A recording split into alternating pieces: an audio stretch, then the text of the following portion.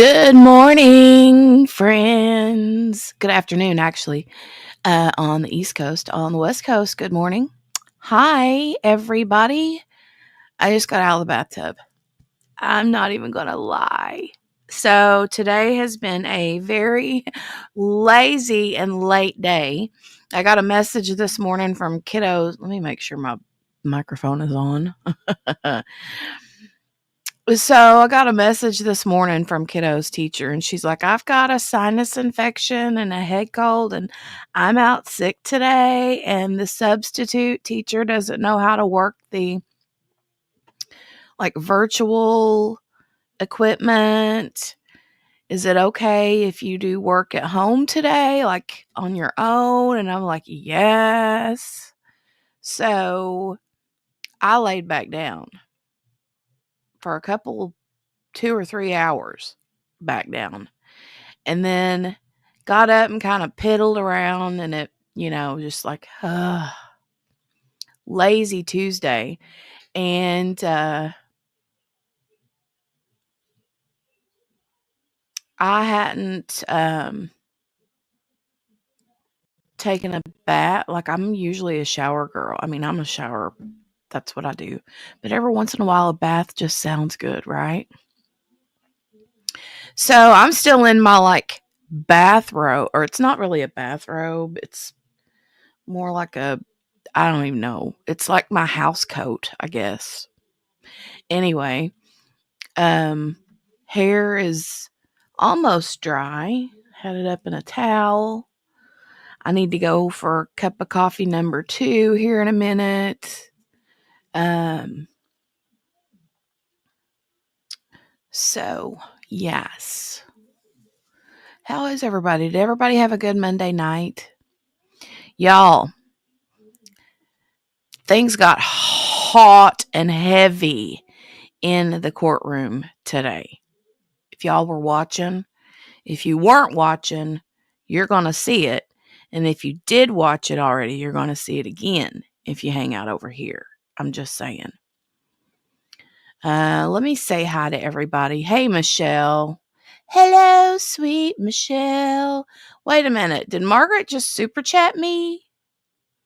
Margaret. Oh, wait. Margaret, ma'am. What's that for? Thank you. Thank you very much. What's that for? It was your birthday, ma'am, not mine. What are you doing? Thank you, though. I appreciate it. Big time. Big old mucho. Hold on. Let me give you some sparkle.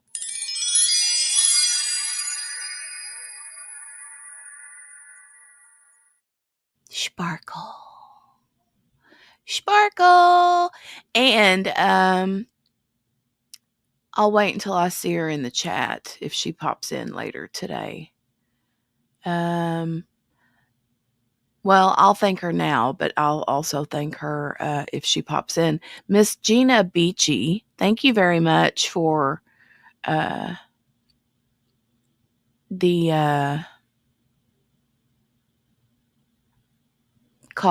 coffee, buying me a coffee. I appreciate that too, ma'am. That was very sweet of you.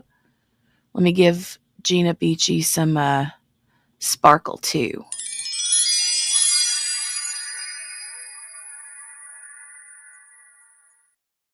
He makes my day.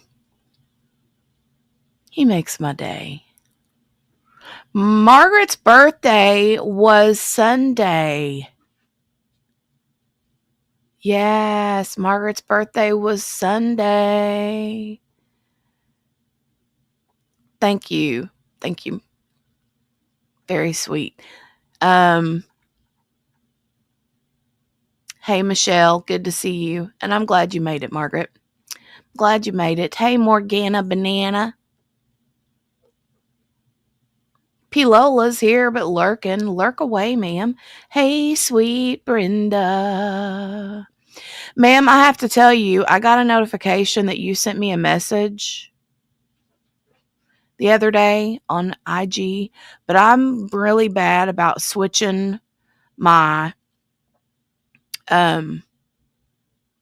IG accounts. I wish that they would make it so that all of your messages go into a mailbox. You know what I mean? Instead of like having to switch, because I'm really bad about that. Especially, you know, any time of the day is a busy time of the day for me, right? But yeah. So I have to check that, Brenda. Um let me see. Let me see. Hey, Henny. Good evening to you, Henny. It's getting late in the evening for Henny, I do believe. Hey, Kel. Yes, make sure to hit that thumbs up on your way in. I would appreciate it. Michelle's tossing Pepsis in the chat.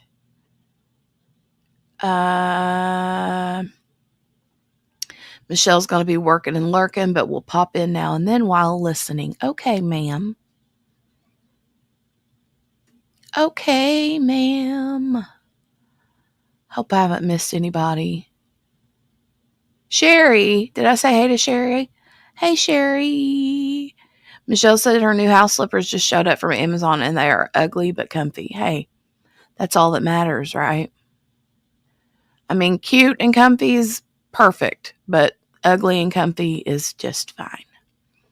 Hey, Billy. It's cold but no snow and sunny. Hey, Miss King. Good to see you. Good to see you. Good to see ya. Yeah. Yeah. Thanks for that, Michelle.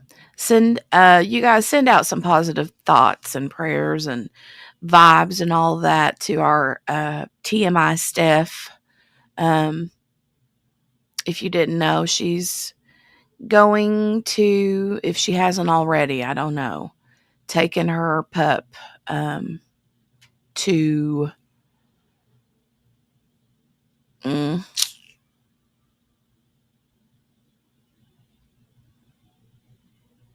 let him go over the rainbow bridge, in a nice way of putting it. Did I get a box? When would said box arrive? When would said box arrive? 7:40. Okay, Henny. As I was getting ready to say, I think you're like 6 hours ahead of me. Kel said I was so sick on Sunday with food poisoning. Oh no. Was lurking from home yesterday, back at job number 1 today. I'm sorry. Oh no.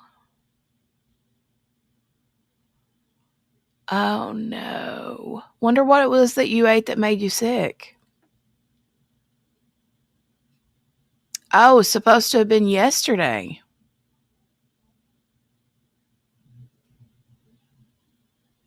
Is it small enough to fit in a mailbox, or is it a bigger box?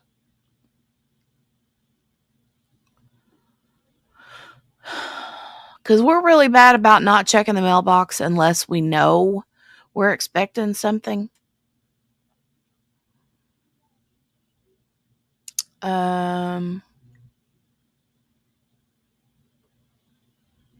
Okay. Okay, Brenda. Okay, sweetheart. What'd you eat, Kel, that made you sick? Oh, no, I don't like that. I don't like that. All right. I'm going to go ahead and share this, you guys. I do believe we, Morgana, fingernails. Fingernails. Yeah, we were having a discussion the other day about nail biting. God.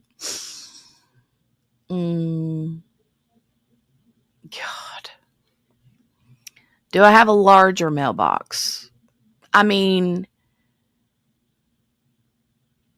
I guess.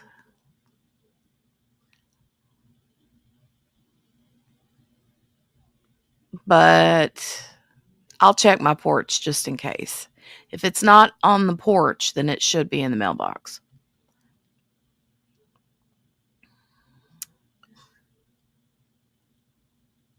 Uh,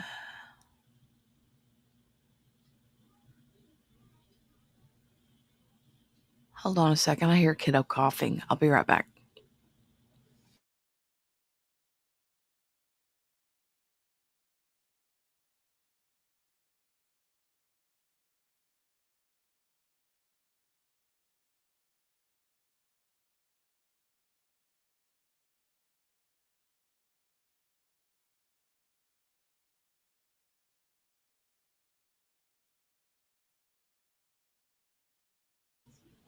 Okay, she's good. She's good. Uh, I knew she was eating a snack, and so I was like, let me double check on her. Um,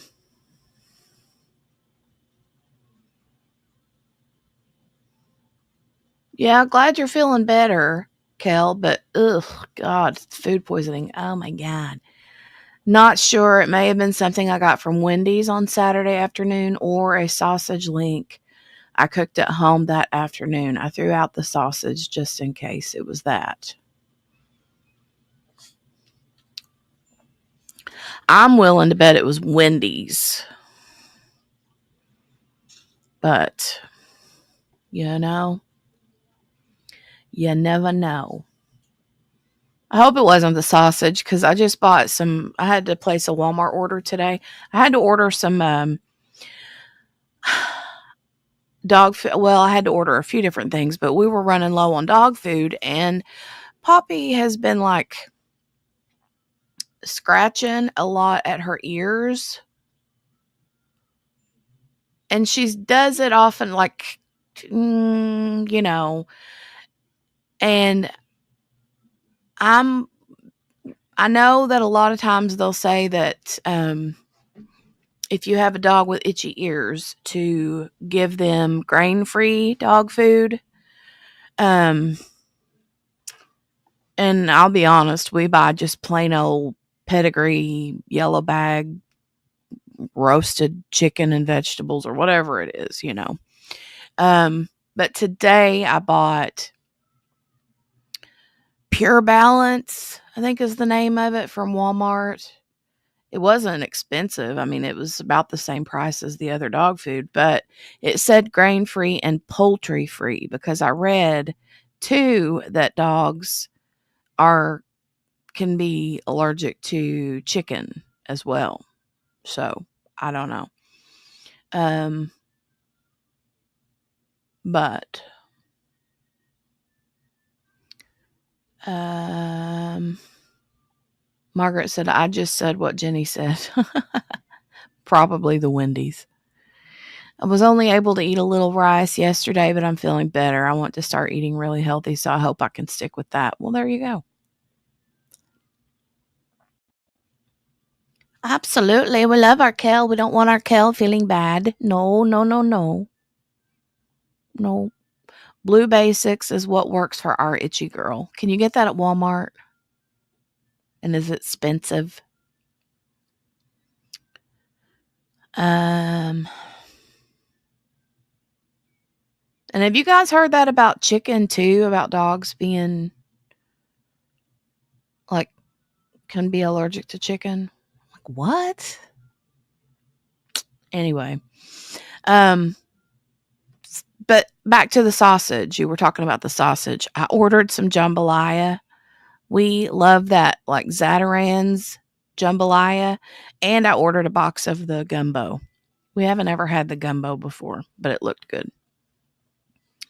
So there's that. We'll probably have the jambalaya for dinner tonight. Da-da-da-dun-da-da. All right, we're going to get into it. About the same price as everything else. I don't know about Walmart, but we use Chewy's to deliver. We use chicken. We also give supplements. Okay. Okay. So, like I was saying, they get a little hot and spicy. So the defense rests their case today. We'll get started here in just a second, but I'll just give you a quick little rundown. The defense rests today The state has one rebuttal witness, and during that rebuttal, the cross-examination from Mr. I live in a van down by the river gets pretty heated. Pretty heated. I'm like, daggone. And also, listen to this. While I was watching it on Law and Crime this morning or earlier today, I saw someone said the same thing about the man down by the river. And I was like, oh my God. No, are you serious? Like, cracked me up. Cracked me up. Cracked me up. I was like, see, we're not the only ones. Kel said, yum, I love Zatarans, but it's a little too spicy for me now. Yeah. Oh, well, yeah, because you're gallbladderless. Right? Yeah. It's spicy for me. I don't like I go to Taco Bell, mild sauces that's as far as I go. Zatarans is definitely spicy for me. Louisiana man would be dying if he heard you say box jambalaya and gumbo. I'm sorry. I don't cook anything from scratch. I don't. Wait, is it because I'm not making it from scratch, or is it because it's like Americanized? Well, not Americanized. That wouldn't be the right word. Well, I mean, I guess it could be, right? It's not necessarily, I mean, Pepsid AC is my best friend now these days. Oh, there you go. He cooks the Cajun stuff here from scratch. Okay, gotcha. Not us. Yeah, nah. No box kits. I gotcha. I understand.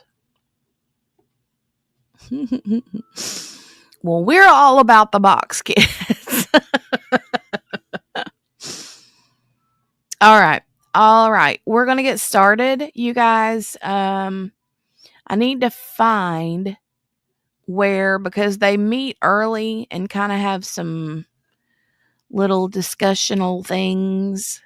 The case number is 23-F-343K.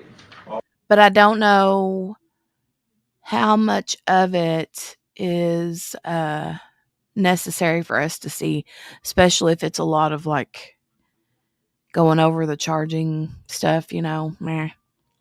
So I'll kind of skip around if I need to. But let's listen for a little bit. And I'm going to go get my coffee and put some actual clothes on and get out of my house coat. Yeah, I'm going to go do that. All parties are present, including the defendant, although we are missing Ms. Acord. Is she going to join us? She will be joining us. She is at the office, but she's working on some stuff and she'll be here. All right, thank you. But I have her permission to go over the court's instructions on behalf of the prosecutor's office. All right, thank you. I do have the individual submissions from the state and from the defense. I've prepared a continuous charge to the jury that incorporates all of the submissions, both from the state and the defense, and sets it forth in the court's traditional charge. I suggest that maybe we could go through that page by page.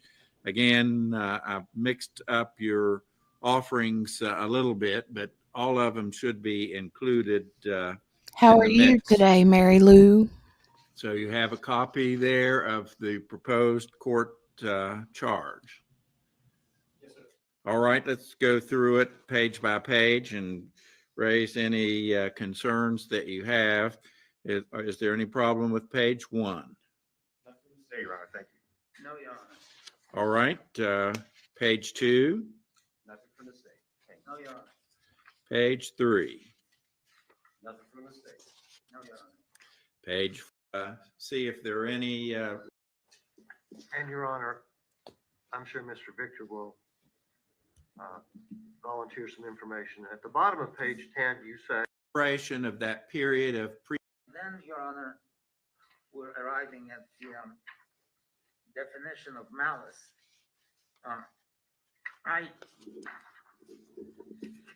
I've been doing some research on malice, and in the first Nice, paragraph Mary of Lou. malice, Enjoy. right now on page 9, the last full sentence, malice and intent can also be inferred from the defendant's intentional use of a deadly weapon under circumstances which doesn't give rise to legal excuse.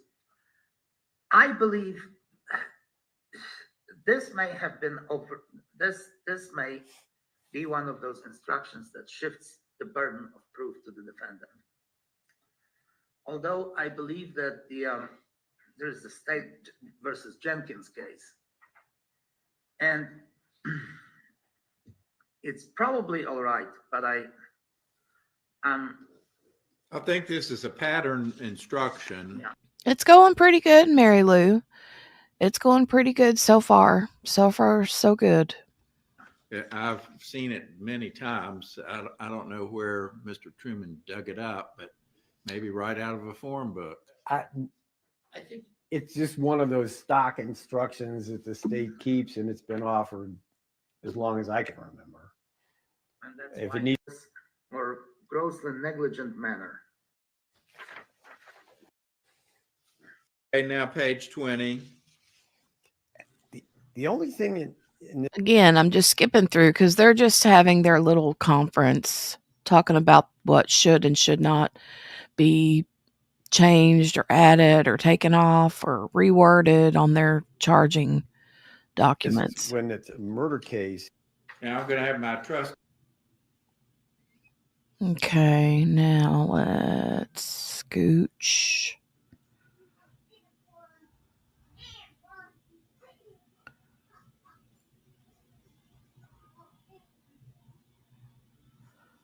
Okay.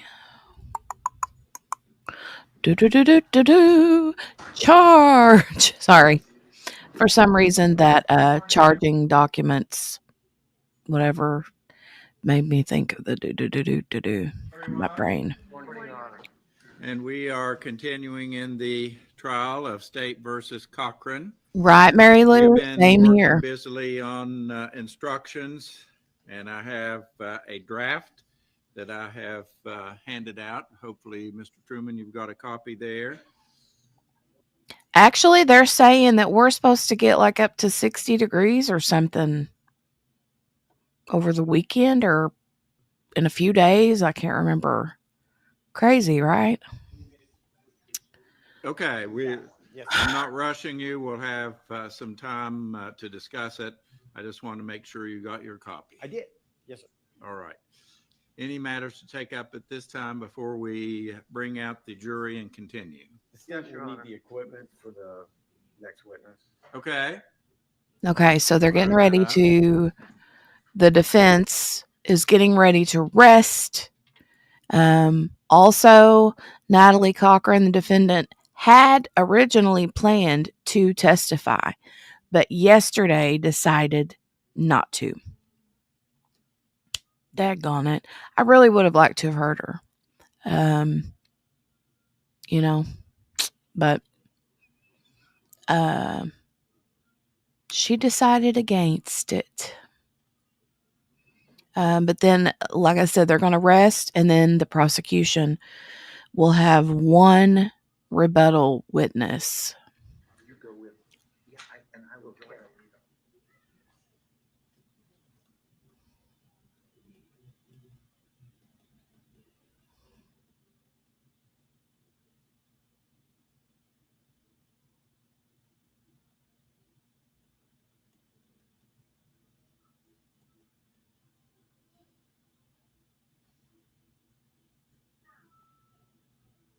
She's a pretty girl. Is she the same one that had the purple in her hair the other day? I don't know who she is to the family. or her. I don't know if that's a mom, a grandmother. I don't know. I'm assuming that is Michael Cochran's mom. And the dad is sitting beside her to her left, right there. I think that's who they are, but I'm not positive.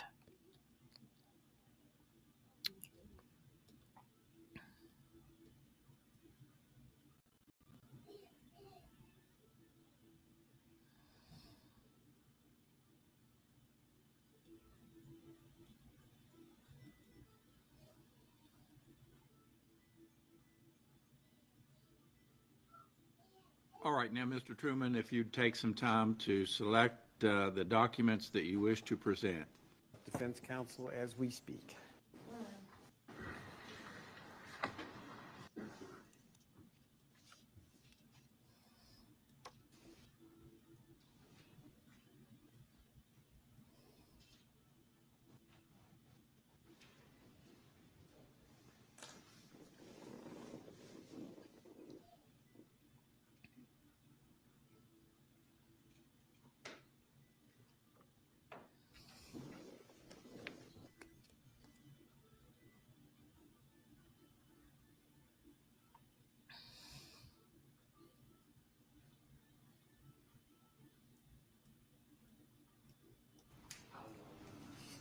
Sure.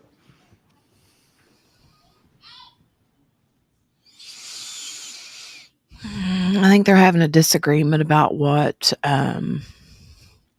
documents or what they want to be shown. But they end up coming to an agreement about whatever it was. All right.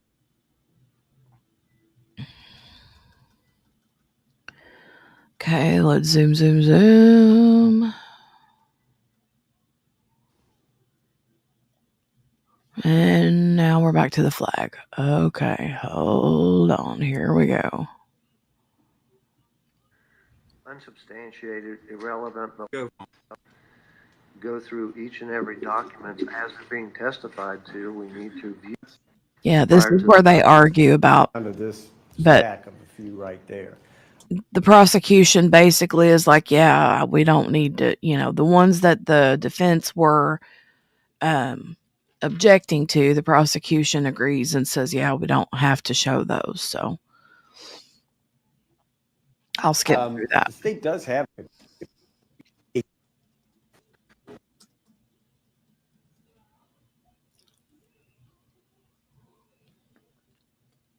All right.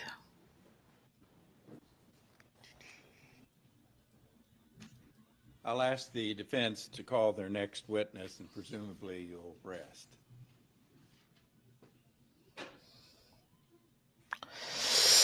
Okay, now that we're on track for the day, I'm going to go get my coffee and stuff, and I will be right back. So, yeah, I liked her glasses too. She's got, looks like she's wore 2 or 3 different pairs. I don't know. Anyway, I'll be right back.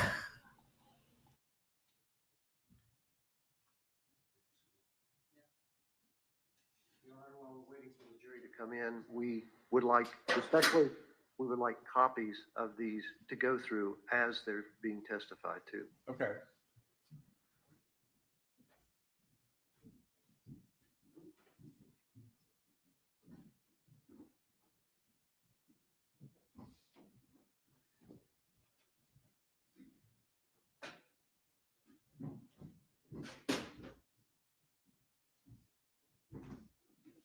Good morning, ladies and gentlemen of the jury. Good morning. I'm glad to see that you're still smiling. I apologize for the extreme delays. We have not been sitting around talking about West Virginia basketball or Marshall football or even politics. The attorneys and I have been working diligently since 8:30 this morning to try to streamline this trial and get it in a posture for your consideration. I appreciate your patience so much. we are now in a position to go forward. If you will recall, we are still on the defense case in chief. So I will ask Mr. Selden to please call the defendant's next witness.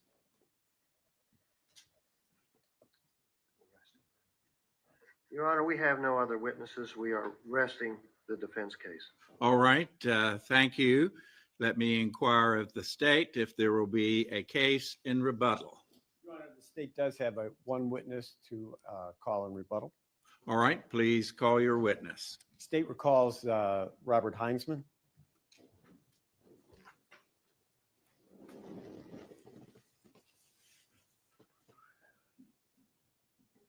Mr. Heinzman, I remind you, you are still under oath.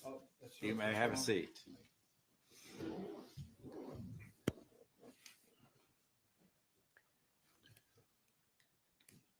You may proceed, Mr. Truman. Thank you, Your Honor. Mr. Heinzman,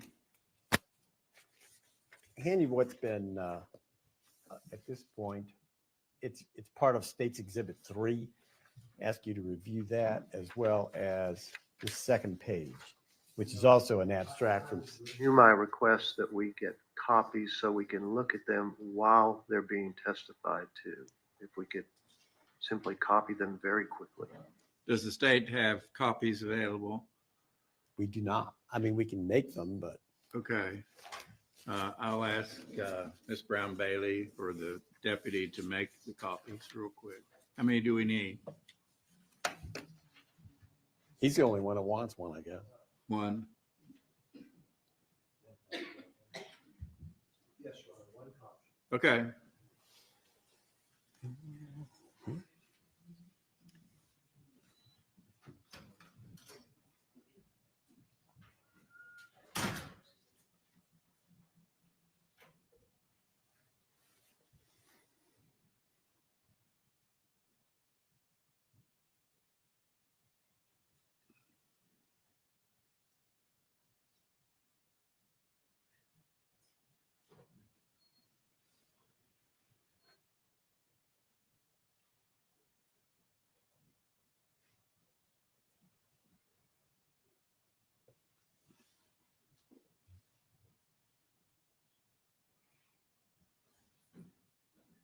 Your Honor, and for the court's information, Mr. Victor will be cross-examining this witness. Oh, all right.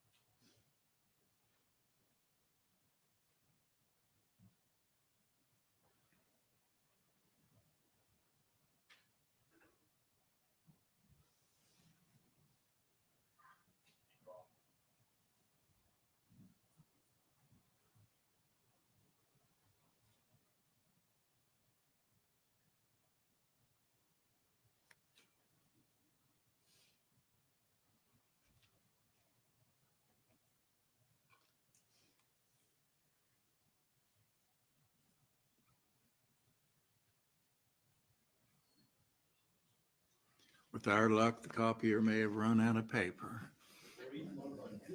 That's right.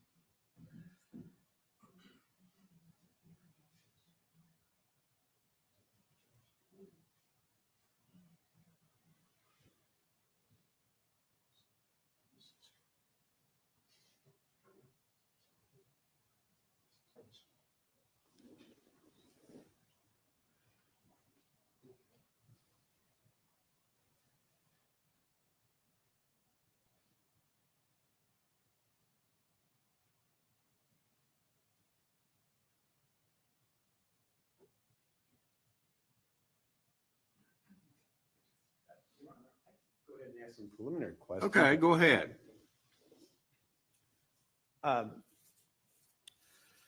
You previously testified that you and Tim Bledsoe, both retired troopers, were the lead investigators in the two cases, correct? That's correct. As part of your investigation, did you interview the defendant's children? No, we did not. Why not? At the time of the investigation, and more specifically between March and June, March is when we began the investigation. June is when we executed a search warrant on the defendant's residence. During that period, we were collecting information from third-party records. We were collecting information from witnesses, from financial institutions. And there was nothing in that 3-month period to indicate that there would be a need to speak to the children. The second and most important thing was their age. They were very young at the time. One was 10 or 11 and one was 13. And we were looking at the business of the Cochrans. We were looking at the Cochrans individually. So there was no indication or any reason to speak to the children. And then the final reason we wouldn't speak to the children is we've been long taught in law enforcement and investigations that you don't speak to children under the age of 18. And there's some tolerance there with 16, 17, 18-year-olds, but you don't speak to anyone that young without a parent's permission or without an attorney present. So we would not, by normal operating procedures, have spoken to the children. You were in the courtroom when the two children testified on behalf of the defendant, correct? I was. And in their testimony, they indicated to you who actually ran the company businesses. I did hear that testimony, yes. And what were the children saying as to who was controlling the Cochran's businesses? The children put a lot of responsibility or Object to this. The jury heard the evidence. The jury can draw whatever conclusions from the children's testimony. This witness does not need to editorialize on that. Sustained. You're being recalled as a witness for the purpose of rebutting the testimony provided by the children. Is that Yes. correct? Okay. Thank you. Hand you an abstract from what's been admitted as State's Exhibit 3. Ask you to look at that as well as the second page, also an abstract of what's been admitted, State's Exhibit 3. Recognize those documents? I do. What are they? These are text message communications between the defendant, Ms. Cochran, and Stephanie Hamilton. Have those back, please.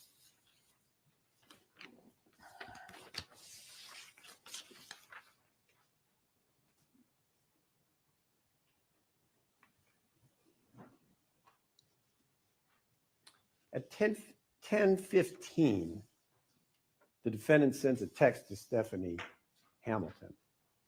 Can you put that in some kind of context as what's going on there?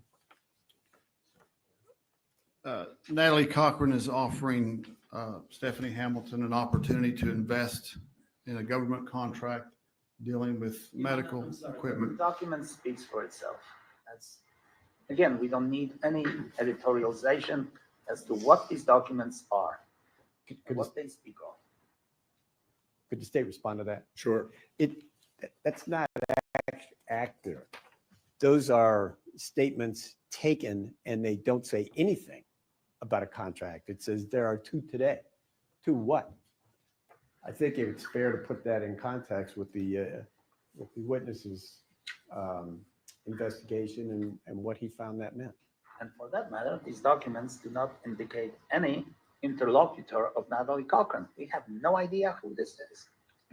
Well, I think we do need some explanation from the witness, and so I'll allow it. I'll overrule the objection. You may proceed, Mr. Truman. Thank you. Ms. Cochran is offering an opportunity to invest in two contracts or to consult on these contracts. They deal with surgical masks and betadine swabs, medical equipment. Ms. Hamilton was in the medical field. Okay. Here's another text, and this is also a download from the defendant's phone, correct?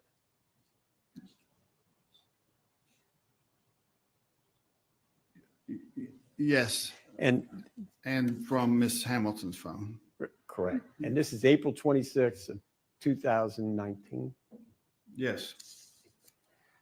And the defendant responds, that means next Friday is payday. I'm going to object to this, Your Honor. This is way out past Michael Cochran's death.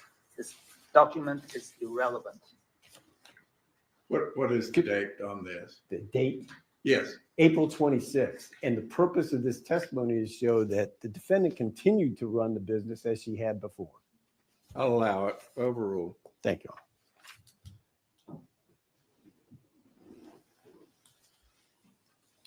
Trying to next hand you an abstract from State's Exhibit 2. Could identify that?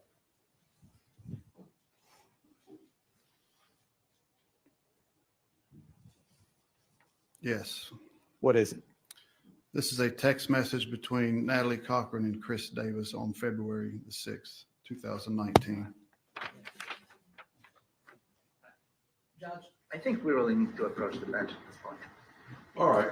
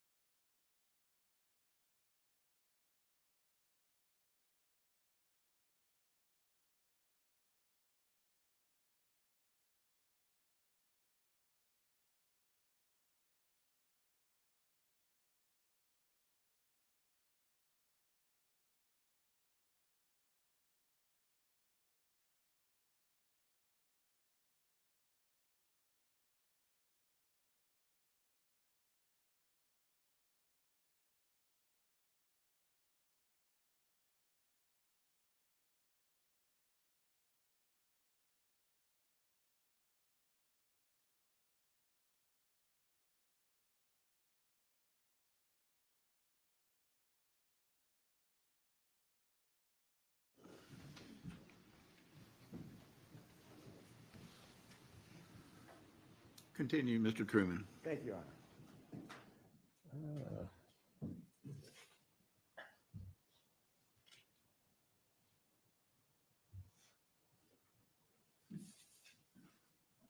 February 6, 2019 at 9:27.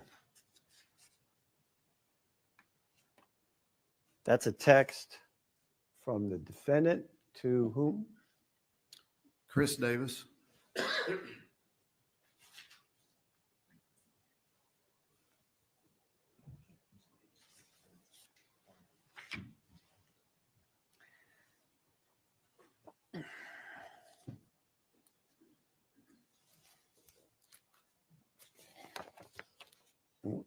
We'll have these marked collectively, but if you could take a review of those documents.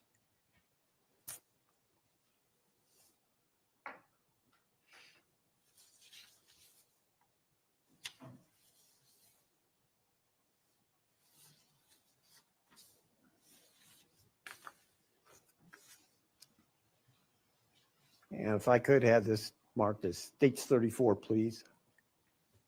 All right. No, this will be State's Well, we didn't- Exhibit we number just- 37. We're not, those weren't allowed. These aren't allowed? No. These are here. Right. Number 35. What's the 30 number? 34 and 35, I think. Or 35 and 30, 35 and 36. So those are not going to be admitted? These, well, the ones that you marked previously are not. It's this one in its stead. Okay, well, it's going to be 37 because I can't. That's see it. fine, sure. Okay. This is Defendant's Exhibit number 37, Your Honor. States. Thank I you. mean, States, I'm sorry. States 37. Yes, sir. Okay.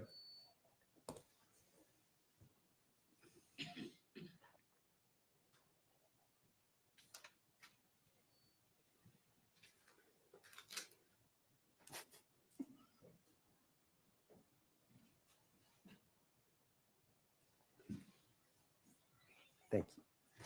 Hey, Melinda. I didn't see you pop in. States 37. I was running and getting coffee and putting actual clothes on. Actual clothes instead of a house coat. I had clothes on, just a house coat. Let me make that clear. Okay? Okay. Oh, okay, Brenda. It says it's out for delivery. Okay, awesome. I will keep my eyes peeled for it. Melinda says, seems like it's been years since I've got to come and watch some court drama. Ooh. Well, I'm glad you're here. Did you decide? I haven't seen her. Did she cut her hair? Did she cut her hair? Marked for identification. Tell us what that is.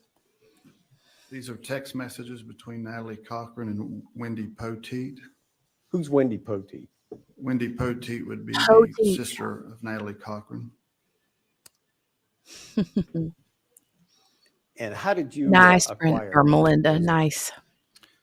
These documents, they're cell phone text message documents. These were recovered from Natalie Cochran's cell phone subsequent to the search warrant executed at her residence. The cell phone is given to a forensic examiner and they do an electronic download of all the data on the cell phone. And these are pages from that extract. And that was from a search warrant? Yes, sir. Now, we don't necessarily have to go through all of these. Let's just put a few up here to show where this is going.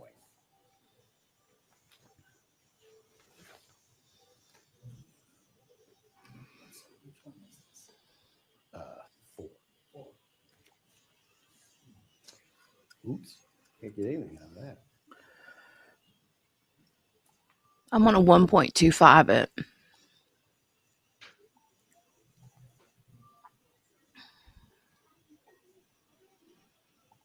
Henny says she thinks she did.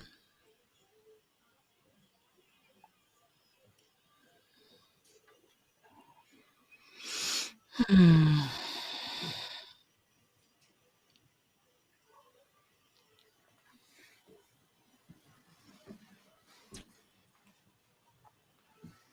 Once again, these are text messages between the defendant and her sister, Yes. and she's offering a contract. Wendy Poteet was already a investor victim of the contracts, and she is. Object to the characterization, investing victim. We don't know anything about Ms. Poteet. All right, that's. He's like, I don't know about calling her a refrain from, victim. Speaking of her as a victim, Yes, please. Your Honor. Continue. Wendy Poteet was an investor, and this is reference to a contract that she is owed money on. And Ms. Cochran is advising her that she's going to be paid by certified check.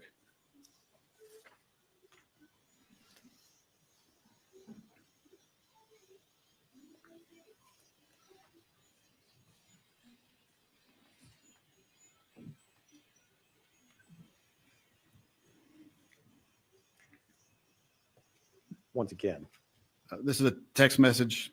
Can we please have this identified? Which document? number 5. Text message, again, between Natalie Cochran and Wendy Poteet, where Natalie is offering additional contracts for Wendy to invest in on February 18th, 2019.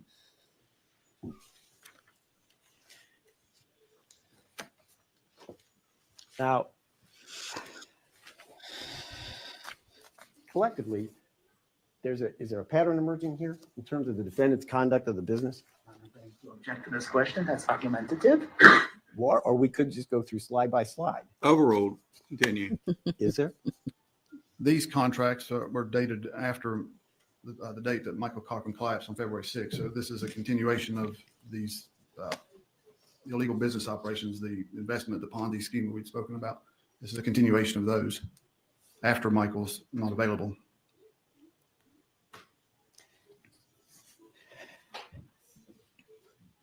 Sign for sure.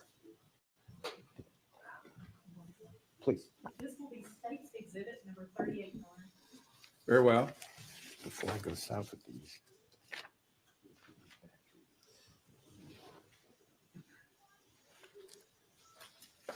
This is one. Let me give that back. Take this. Anyone's been marked for identification to States 38, please.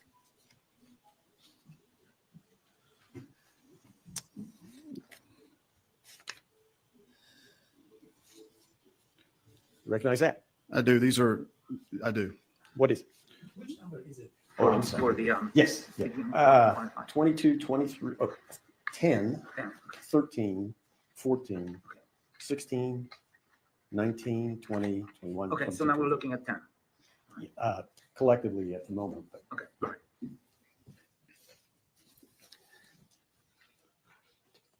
they're not all available, but exhibits 10 through 23 or tabs 10 through 23. What is that? These are all text messages specifically between Natalie Cochran and Michael Cochran, ranging from August of 2018 to February 5th of 2019. 5th or 6th? These end on the 5th, February 5th of 2019.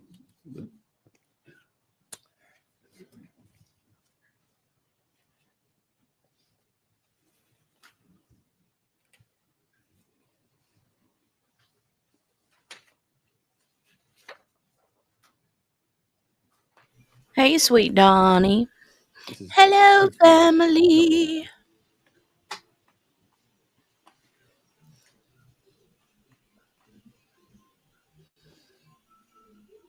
Who's that to and from? This text message block is Natalie Cochran's text message that she has sent to Michael Cochran. Do Can't those numbers read it. mean anything to you? These are dollar amounts that she has told Michael are owed to them and their business for contract, government contracts that they have sold or obtained, been awarded, would be the correct term. She's. Are you done with that one?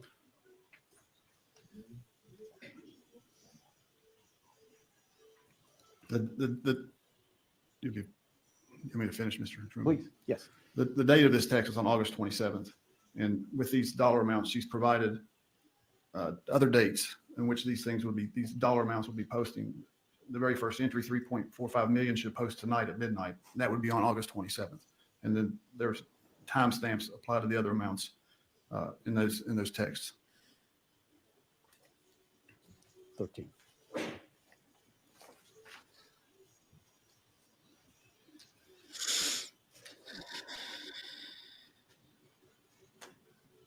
And this one from October 25th of 18. This is a text from Natalie Cochran to Michael Cochran, where she's talking about getting off the phone with government entities, and that the audit, which was presented as a reason why none of the contracts could be paid out, she is telling him at this time that the audit is complete. There's some additional administrative stuff that needs to take place, and that all monies from all those contracts that he believed were being awarded and due will be available by Monday, October 29th. You heard young Mr. Cochran testify about a 50 caliber contract, did you not? I did. This is number 14.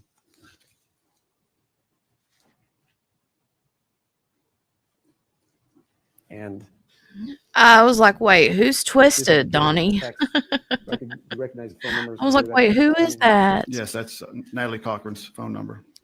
And is that the only 50 caliber order in your investigation that you saw, or were there others? That is the only one. This is a reference to I haven't heard from her to Michael today. about No. that 50 caliber government contract order. We, I think it was, She is telling Michael that I think it was Michelle that had mentioned her earlier today, in the stream a while ago.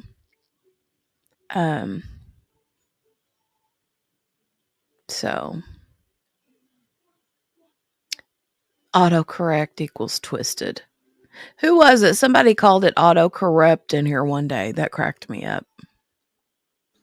they, being whatever entity the contract was fulfilled with, want to double that 50 caliber order, and it would cost them $244 million and yield a return of $378 million.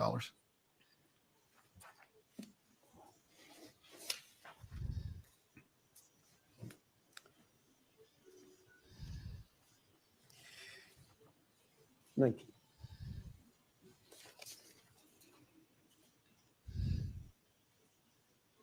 Yeah, lots and lots of prayers. That's so This one hard. from January 30th, Ugh. 2019. Who is that one from at 334? Again, this text is from Natalie Cochran to Michael Cochran. In this text, this is following the government shutdown, to put it in context. And she is telling Michael that they have all the money being resent tomorrow, and they should be available to them by Monday at the latest. And then the feds will begin sending money on Monday. This was dated January 30th of 2019. February 1st was the date that the investors had been told that the monies would be released post government shutdown. There's one from the 31st.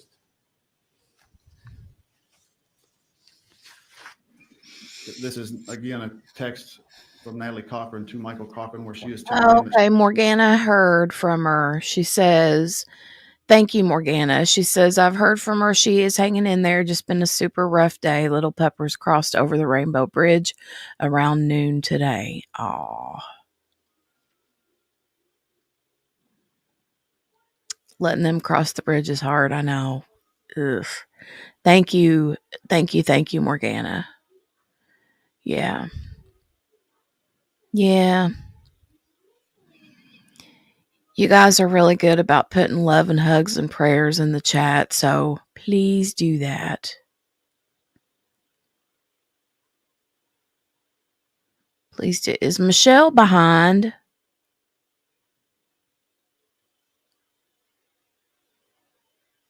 She's naked Jenny today. Michelle must be behind. God love her heart. Oh my goodness.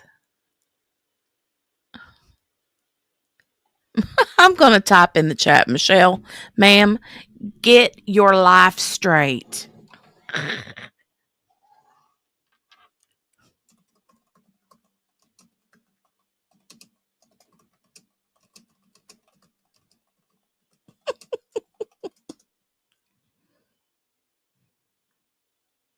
Get in real time, please. She's probably like, crap.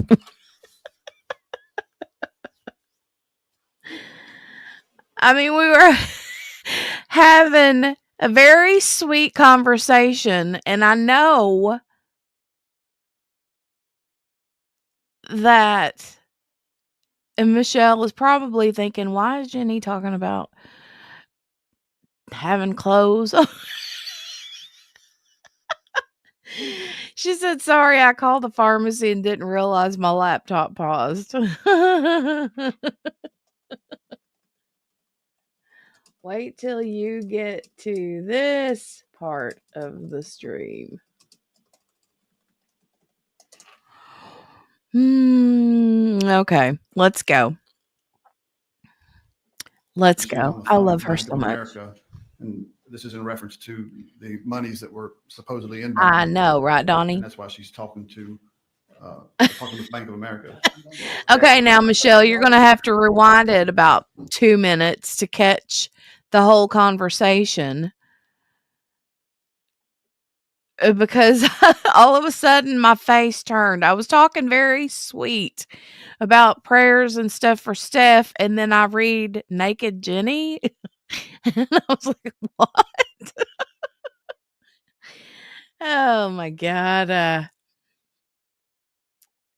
That it's really hard. We've been there a couple of times. Well, 3 more times than that, but once where we actually went and took them. 2 times that we've had them, I hate to say the word, but at the vet, they did the thing, and then a couple of times where we've had our pups pass at home. So 2 in January 1 year and 2 days apart. Wow.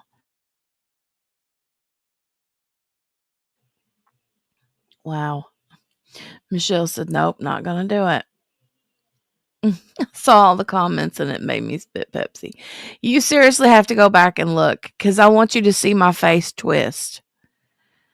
I was like, and then I went, and then I was like, Michelle's got to be behind. All right, we'll continue on. All right, that's fair. As part of your investigation, did you download records indicating when the defendant was using her cell phone? Right, Yes. Margaret, Did you right. compare the text messages? It's the whole with thing. downloads Just to rewind it see about 2 or if 3 in fact minutes. She was on the bank phone with the bank. There were instances where she claimed to be on the phone and she wasn't, and there were instances where she, Object Oh is my broad. God. I'll withdraw that. Okay. Thank you.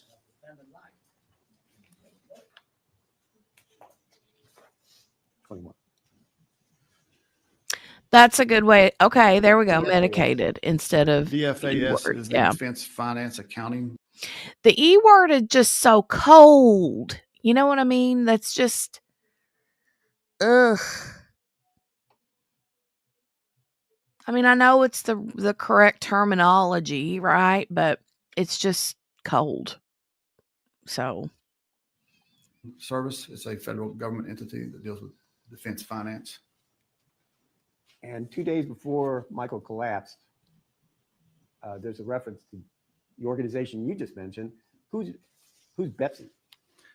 Betsy was earlier referenced in testimony to Betsy Britland. Betsy was a character created by Natalie Cochran to be a government employee that she communicated with regarding government contracts on the regular. She would ask, or when asked about contracts, she had told Michael. Michelle said, "Okay, I'm going back. I'll be right back." With DFAS or the U.S. Treasury. That's not in the exhibit. The witness is testifying from some other unidentified documents. I objected. Overruled. Go ahead. The judge is overruling everything. So Betsy Britland, who did not exist, this is a reference to Natalie claiming to have spoken with Betsy regarding the contracts and the whereabouts of the award money that should be coming to the contracts. And this text is, again, to Michael Cochran. 22.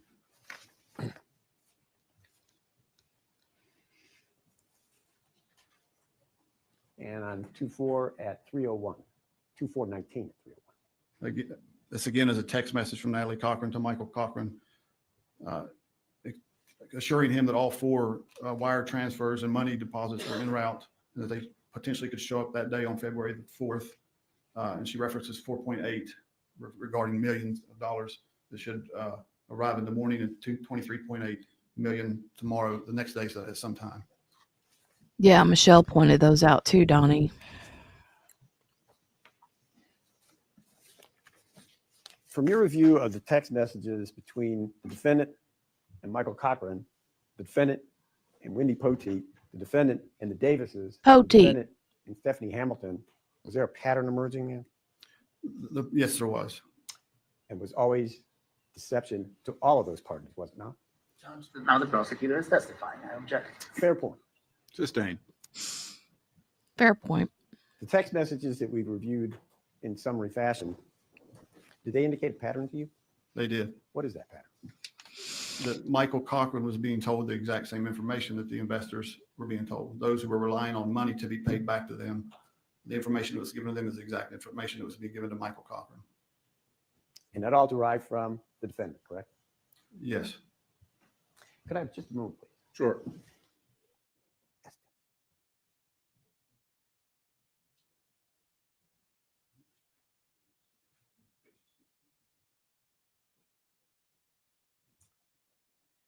There was also reference in the defense case to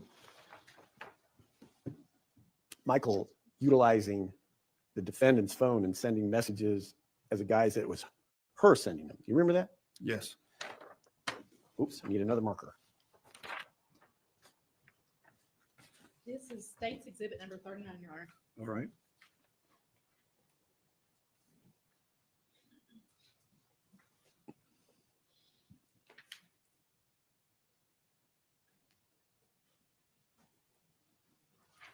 Thank you. And what's been marked for identification is State's 39. Ask you if you could identify that. You want me to identify it? What? Yes. This is a photograph of a text message from the cell phone of Matt McCormick. It's a text message stream between Matt McCormick and Michael Cochran. What time is the text message from Michael Cochran? There are 2 dates here. Do you want? The second one. On February 6th at 1:39 p.m., there is a text message that was sent from. I'm going to object to this. This has nothing to do with my client's statement. This is hearsay. We don't think so. This is a statement between 2 third parties. One is dead, the other one is a third party. Care to respond, Mr. Drew? Yes, sir. This is a text from Michael Cochran's phone when all the evidence says Michael Cochran was totally unconscious and lying on a couch. I'll allow it. Overruled. Go ahead. This is a text message at 1:39 p.m. from Michael Cochran's phone to Matt McCormick's phone, in which he is telling Mr. McCormick that he would be available to see him in a few days, reference a firearm transaction. From your investigation and from all the evidence to date, is there any possible way that Michael Cochran could have sent that text? No, not at 1:39 p.m. Why not? We have a timestamped photograph taken by Natalie Cochran at approximately 12:30 of Michael Cochran laying on the floor at their residence. And then soon after, we have witness testimony of individuals at their house with him in his unresponsive state during that time frame. Your Honor, at this point, the state moves into evidence. I can't remember the numbers. Is it 37, 8, and 9? 37, 38, 39. Please. And I'll preserve the defense objections previously made. Are there further objections that you wish to place on the record? No, Your Honor, all of which I do object. All right. I'm going to admit states exhibits 37, 38, and 39 over the defense objections. Your Honor, the state has no further questions. All right. Cross-examination, Mr. Victor. And here we go. Mr. Heinzman, the purpose of your testimony here today is to demonstrate that Michael Cochran, and this is an old story, was duped by my client, Natalie Cochran, and didn't know anything about these contracts, right? Yes. Now, and for that matter, the other message there that you are telling the jury about is that Natalie Cochran was involved in the illicit business of contracts. Is that right? Yes, that's correct. Would you agree with me, sir, that throughout this trial, as you were sitting here, we have conceded that Natalie Cochran was a bad girl and she was dealing in those federal contracts? Did we concede it or not? Did you concede to it? I don't know who we is. Right, Michelle? Listen carefully. Is it true that Natalie Cochran has conceded that she was It's pretty involved in a funny. fraudulent scheme? Hey, Courtney, Yes, good to she see did. you. So that shouldn't be any surprise for you when you look at all these documents, that she is involved in these transactions. The purpose of my testimony was to illustrate that Michael Cochran was not involved in the illicit transaction. Michael Cochran wasn't involved in it. All right. I'm going to ask you. If I can do this. Looking at one of the examples.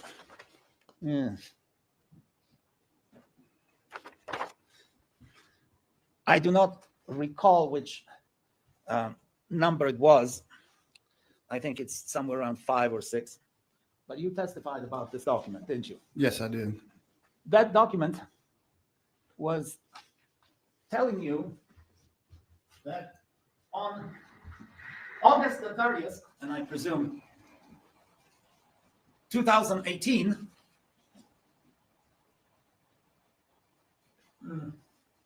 $1.2 million was going to be posted, right?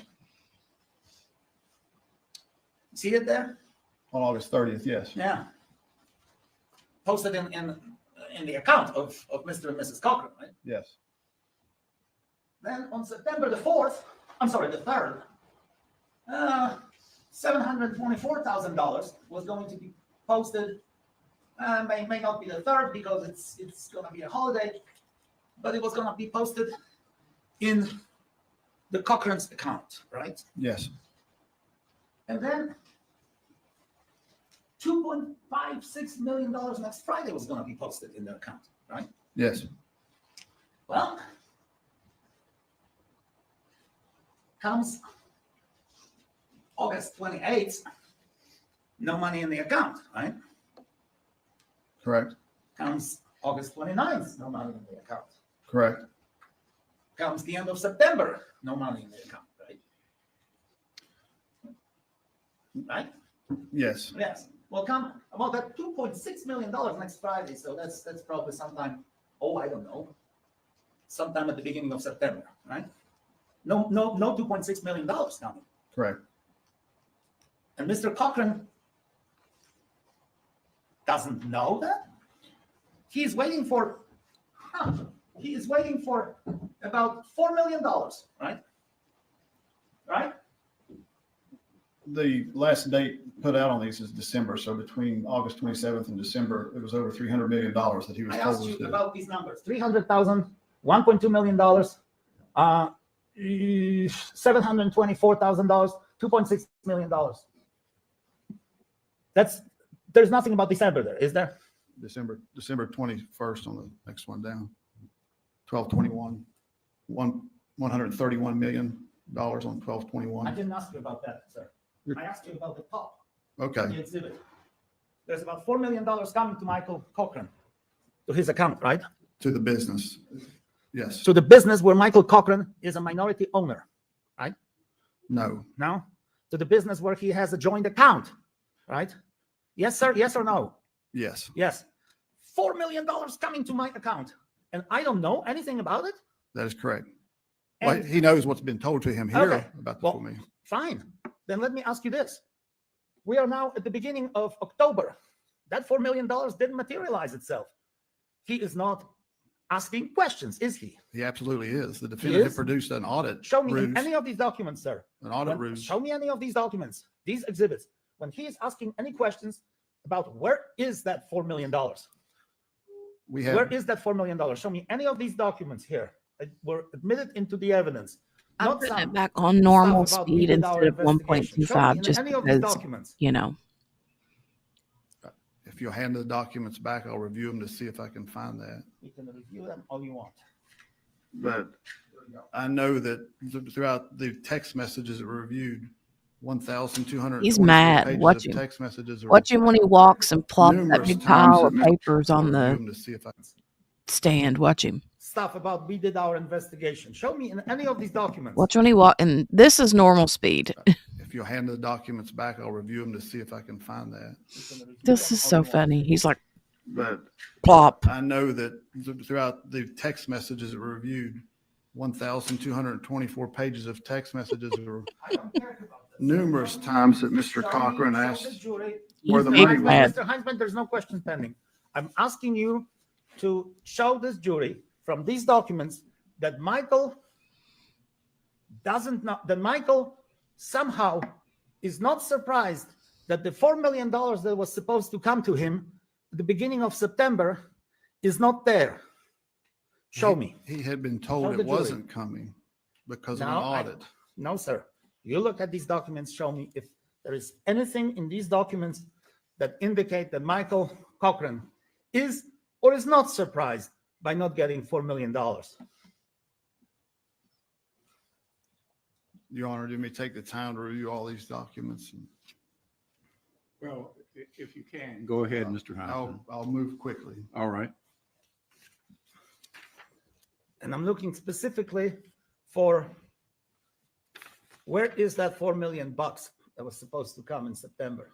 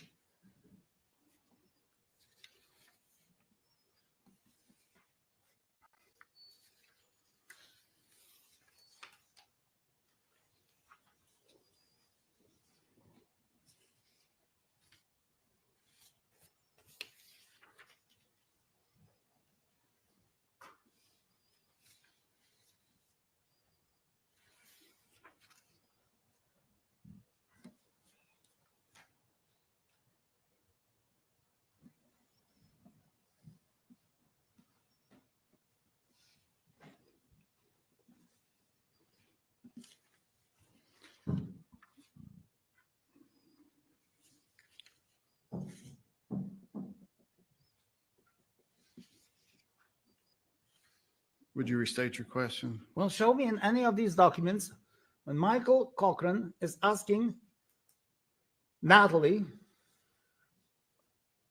or anybody for that matter, where is that $4 million or, well, 300,000, 3.4, well, there's more than that.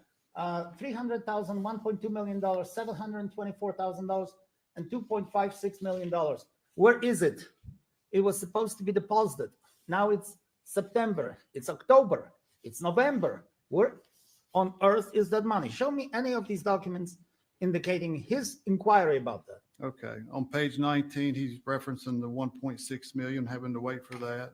On Okay. page 20, when she says she's on the phone with Bank of America, he's asking, are we 1,000%? Because she's told him at that point that the money is at Bank of America. Okay.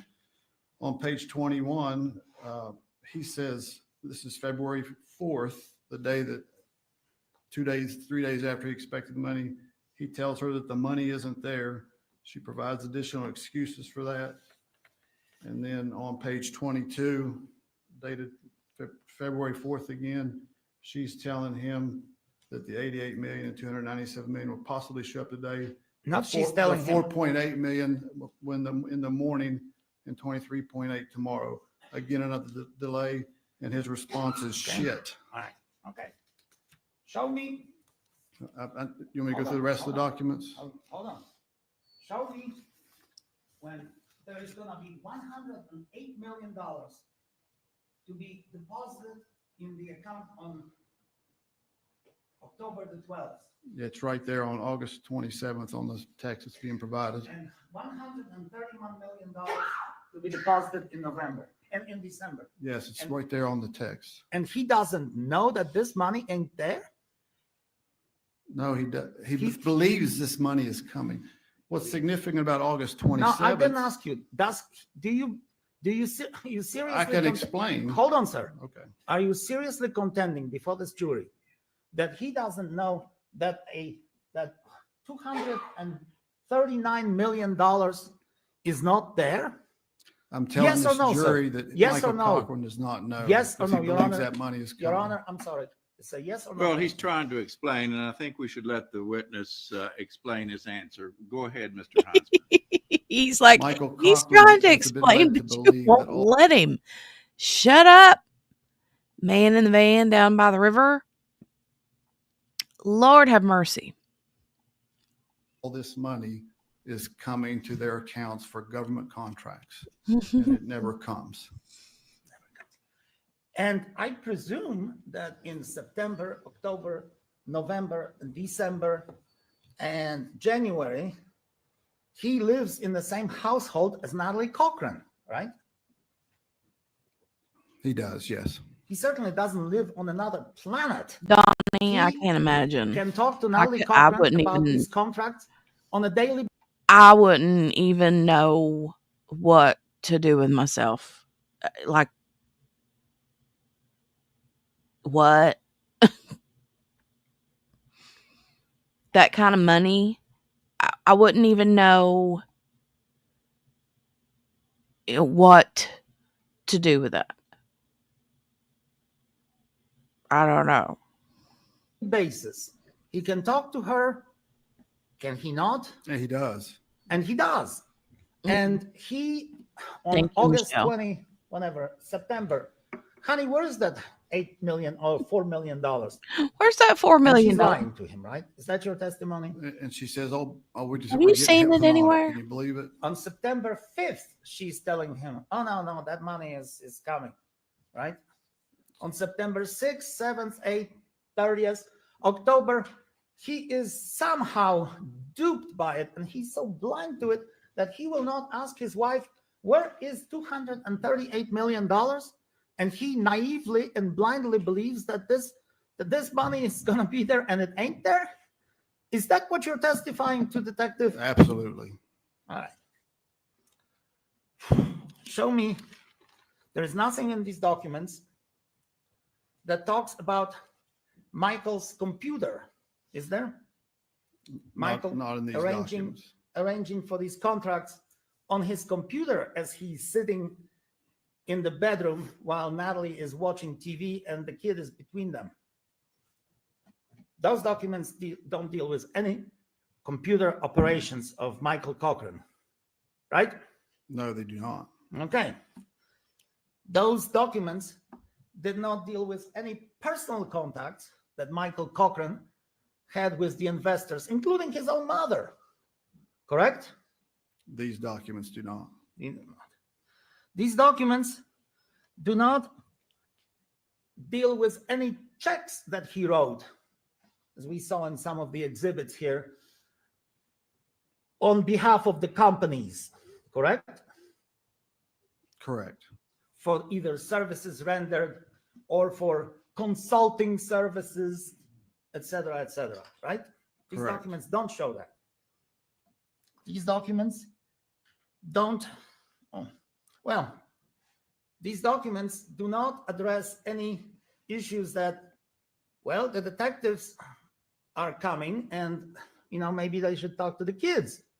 Is there anything about that anywhere? No, that wouldn't be anything like that.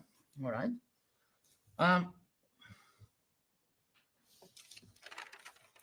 These documents, of course, do not deal, again, in the same old story, with the lifestyle of the Cochrans, right? These documents do not. Honey, I'm taking you to Paris and I'm going to get you a Louis Vuitton bag for God only knows how many thousands of dollars, because we have somebody else's money to live high on a hog, right? These documents don't deal with this, do they? Hi, No. on the hog. Well, they don't talk about any of the wealth that the Cochrans, plural, have acquired through the illegal schemes and enjoyed for a long time, right? These documents do not. These documents don't deal with anything about Michael Cochran's health. Honey, I feel bad today, I'm declining, or anything of that nature. There are references to him being stressed because of the lack of money. He is stressed because he doesn't know. In these documents I'm referring to. He's like in a National Enquirer. We want to know, right? He wants to know, right? He wants to know where the money is that they've earned. Wants to know. Through what he believed was legitimately awarded government Right. contracts. And yet he goes to a boat sale and buys himself 2 boats at the same time, right?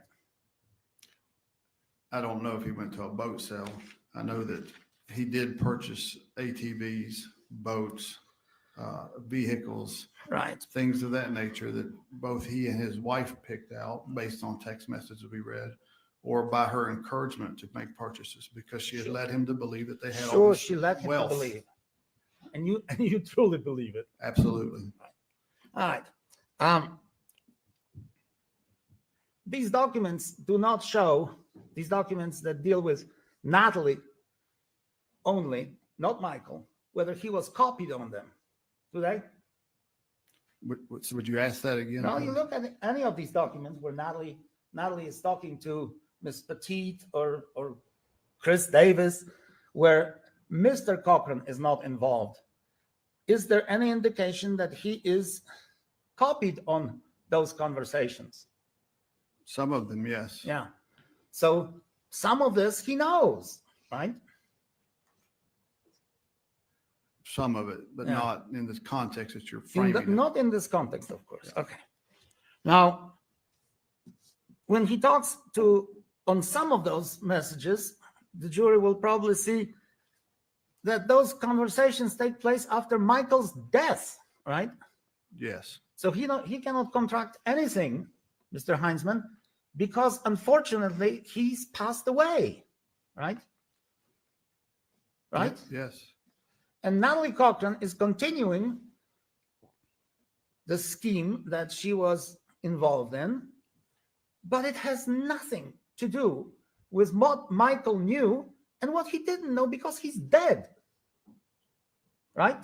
No, it supports the fact that it was her scheme because she continued it on. It supports. Well,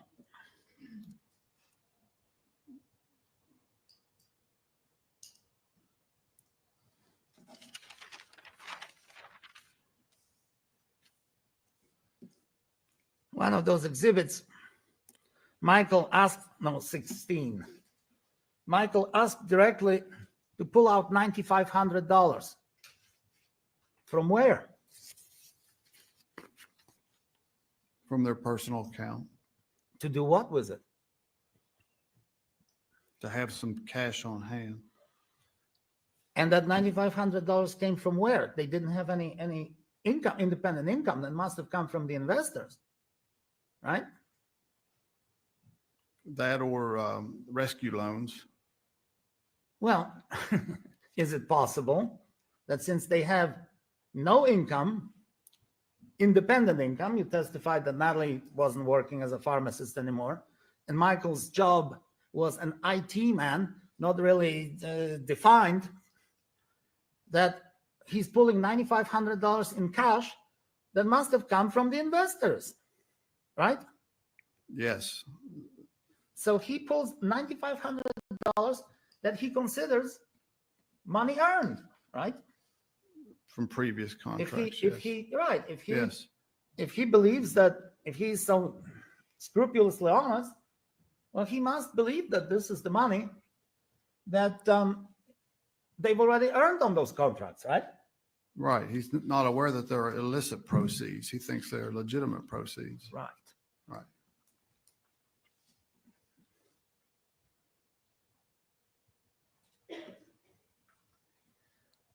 What does $9,500 tell you as an investigator of money laundering? Well, that Cash. I'm going to ask 9,500 cash. What does that tell you? You're the expert here on money laundering. Sure. In this context, it means nothing. In the context that you're framing it, it references currency transaction reports. Those are a federal requirement under the Bank Secrecy Act. Well, let me ask you Where- this.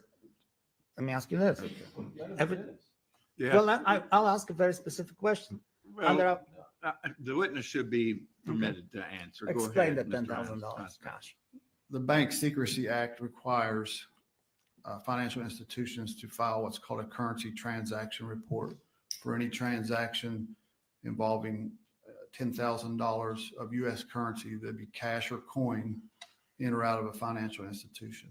It is a derivative of the Patriot Act and the War on Terrorism, so they want to track large amounts of cash. So if a withdrawal from a financial institution were to occur above $10,000, the bank would be required to complete a currency transaction report and document that transaction. In this case, however, Well, I'm the sorry. Cochrans Now had let me, cash I'm inside sorry. a I'm sorry, safe. Your Honor. Okay, Now the question is this. fair enough. He's answered the question. Go ahead, Mr. Victor. $9,500 in cash is obviously under 10 grand, right? It is. And he withdraws that amount of money in cash, right? Can you guys imagine this defense attorney, Victor, at a birthday party? I mean, sorry, I have to put my hair back now. It's all lumpy bumpy. Could you imagine him at a birthday party or at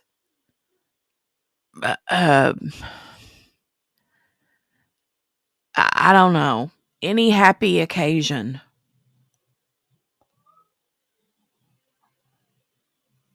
Like, I can't. I'm just saying. He seems like a miserable person. He seems miserable. Yes. Would you agree with me that he does that for the purpose to avoid the $10,000 money reporting necessity? No, it would not. No.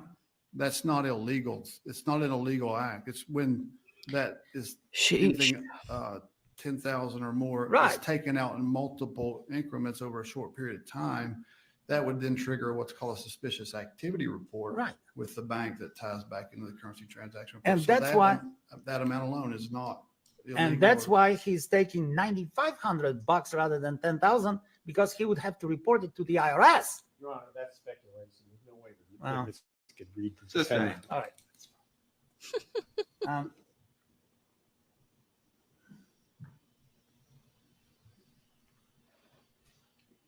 What about those income tax returns that the parties filed jointly? Right, Billy? Right? Those were prepared by Natalie Cochran. They were false documents. They were false documents. Yes. And he signed off on them. There was no signature by Michael on the documents. For 2017, No, there was not. 2018, No, there was not. 2019. No, there was not. And you're telling this court that she filed taxes and he didn't know anything about the income tax returns. That's correct. So he himself broke the law by not filing income tax. If he had known what was being filed, If he had known, he would have filed taxes. no, if he had known what was being filed. Okay. So he didn't have to sign the income tax return because his income was zero? Why didn't he have to file income tax return with Natalie? I'm not saying he didn't have to, Why didn't he sign those? because they're done electronically now. You don't even have to sign them. One person could fill them out and file them electronically. He doesn't have to sign it.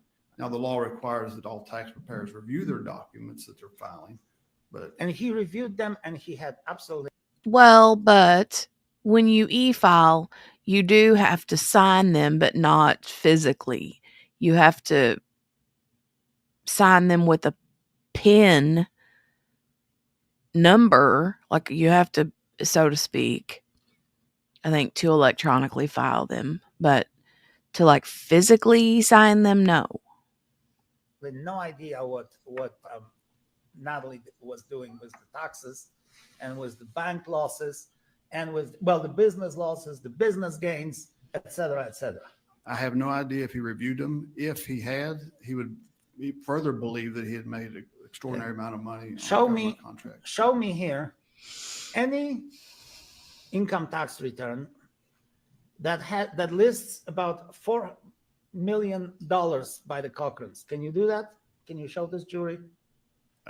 I cannot. I don't have the discovery files and records with me to break out the tax returns that we did recover. From your thorough investigation of this case, because you said that several times, was there ever an income tax return filed by the Cochrans that would list $239 million? God.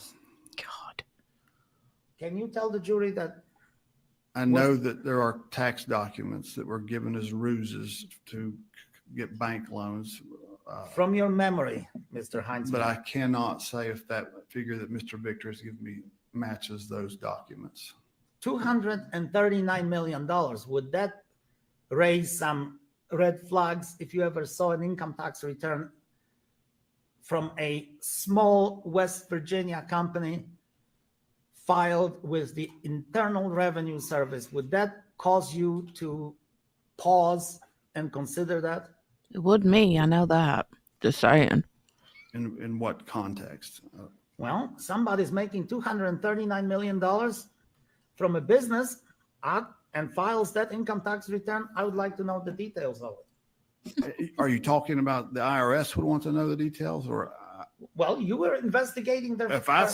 I've already answered that question. If I saw that, it's another prop. It's a ruse. It's not unsubstantiated by financial records, income records, state databases, federal databases. It would just, to me, that if I saw that. So you have no idea. So you Henny, have no idea. show me the money. To tell this jury how much money Mr. and Mrs. Cochran were making and how much money they were reporting. True? As you sit here right now. Can you or can you not?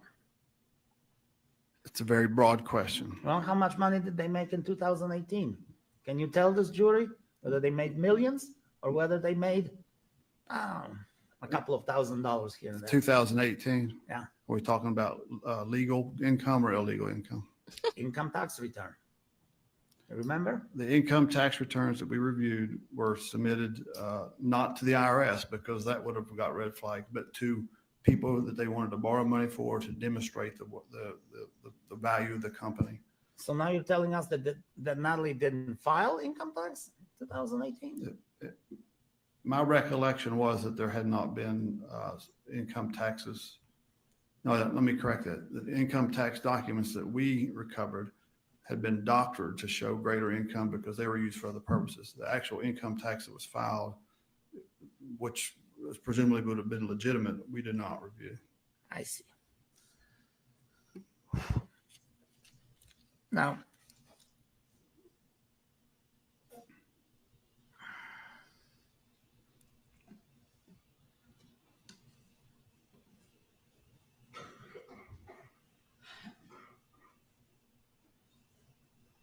Michelle, or have you changed your opinion? Do you think she's going to get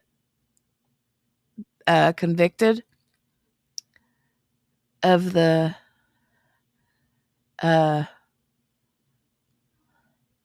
murder, so to say?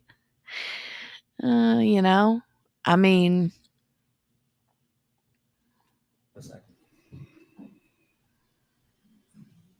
I still don't think she will. I think it's going to either be a hung jury or she's going to be found not guilty. Now I do, Michelle says, I think the state turned it around and she's going to go down for it all. Maybe she will. Maybe. I don't think I have any more questions of this witness. All right, redirect Mr. Truman. Nothing to the state, Your Honor. Thank you. Very well. Mr. Hudson, you may step down, sir. Thank you, Your Honor.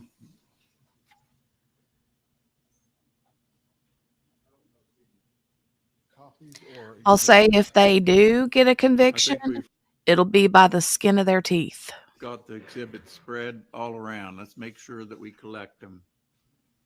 give everything to the clerk and she can sort them. By the skin of their teeth. 38. We've got them, Your Honor. Okay.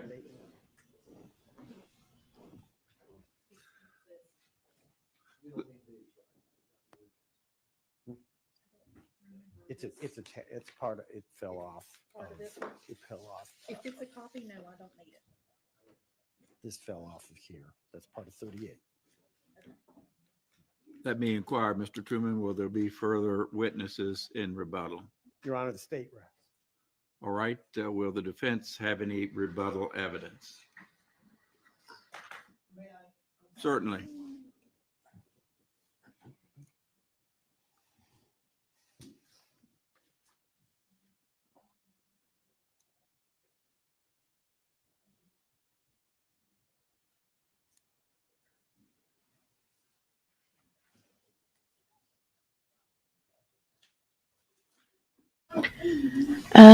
Let me see. Donnie says, I wish she had taken the stand. She must feel confident. The defense rests likewise. All right. Members of the jury, you've heard it from the lawyers themselves. This is the completion of all the evidence to be presented before you. The next phase of the case will be the instructions of the law by the court. I will read the instructions to you. That's one thing that we have been working on to try to get a leg up and get ahead of the game, so to speak. We've pretty much settled on the instructions, and so we should be ready to go this afternoon. We've worked into the traditional lunch hour, and so be back in your jury room at 1:30. That'll give you a little extra time for lunch. We will commence hopefully with instructions at that time and argument of counsel thereafter. So although we are winding down and although we have completed the presentation of the evidence before you, the case is not over. It would be improper for you to discuss the case among yourselves or with anyone else at this time. Please enjoy your lunch. Do not do any research. Do not read anything online in the newspaper or on TV, and be back, please, in your jury room a little bit before 1:30. You may go with the bailiff now to your jury room.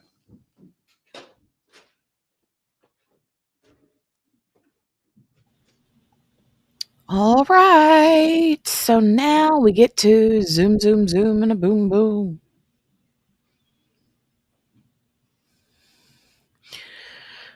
Zoom, zoom, zoom, and a boom, boom.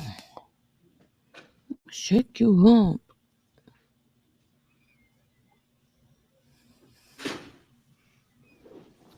All right, Mr. Truman, I'm hopeful that you can have a working lunch and maybe go through the charge while you eat your sandwich.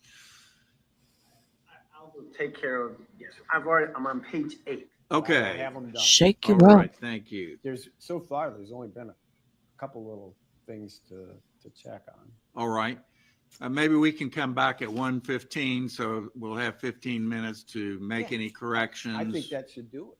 Spoiler All right, alert, and they we don't can, come back at start 1:15. out, on time. I don't want to delay the jury anymore if we can help it. All right. I'm going to zoom, zoom, zoom, and a boom, boom. And shake my rump. Did y'all shake your rumps? Okay. And they're back here. Should be ready for closing. Closing time. Where's Donnie? Donnie's my closing time girl. All right. Thank you, Henny. Whee!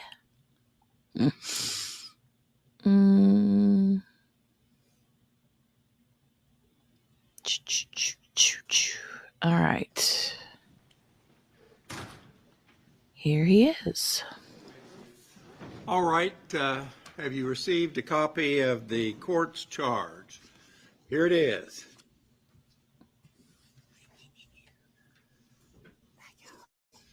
And I've realized that one thing we failed to discuss was the jury verdict form. We have one, but I don't know that it's been approved by the other side. They had it.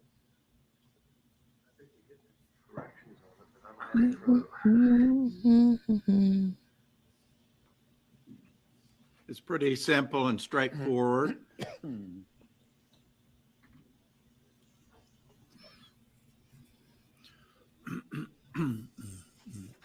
Thank you for the list, Angie.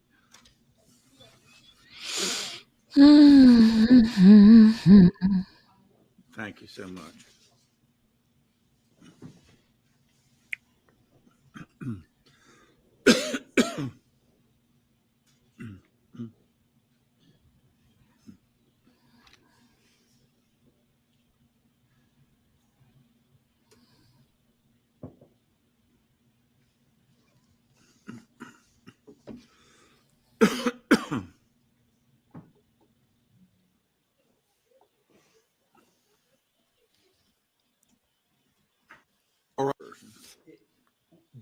The one submitted this morning is that one. The original one has been Here.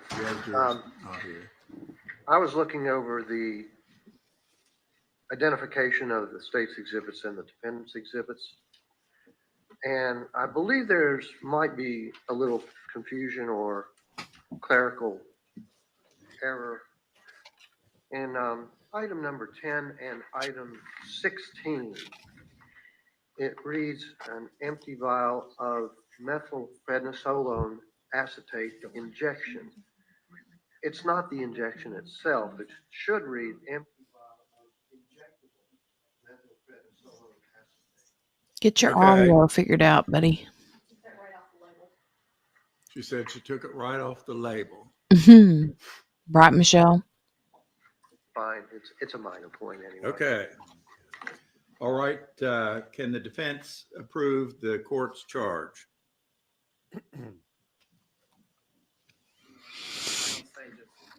Okay.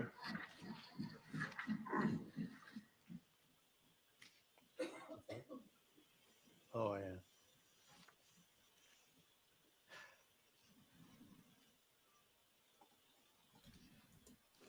Okay. You require or request 20 minutes, half an hour. What do you guys need?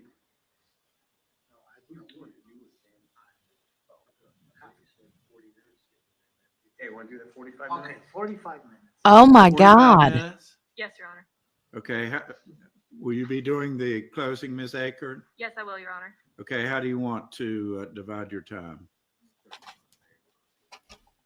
He's like 20 minutes, 30 minutes, 35, 40, 45. Jeez.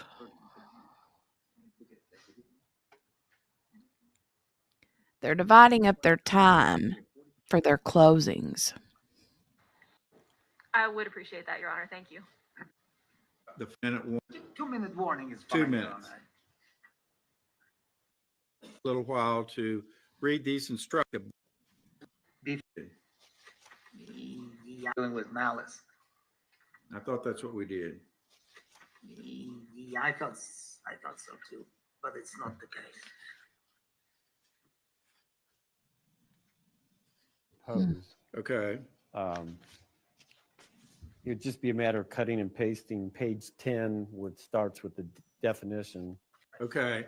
I'm going to ask you two to go with Ms. Brown Bailey and assist her so that you can set it forth appropriately. What did the lawyer over there at the defense table do to his arm? Watch. You see him get a Kleenex and put it on his arm. He must have cut himself or something. Discussion of malice on page 9. Okay. Cutting and pasting. Okay. That is what we. propose. Okay. It'd just be a matter of cutting and pasting page 10, where it starts with the definition, and moving it before the discussion of malice on page 9. Okay. I'm Watch going to it. ask you two to go with Ms. Brown Bailey Hmm. and assist her so that you can set it forth appropriately.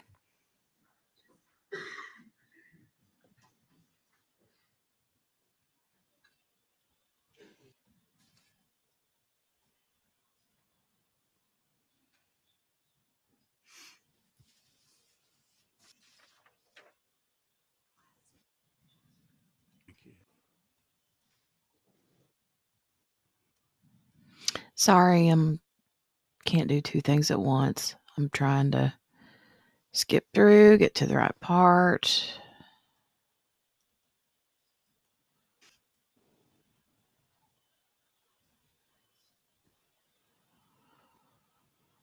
Do do do do do do do do.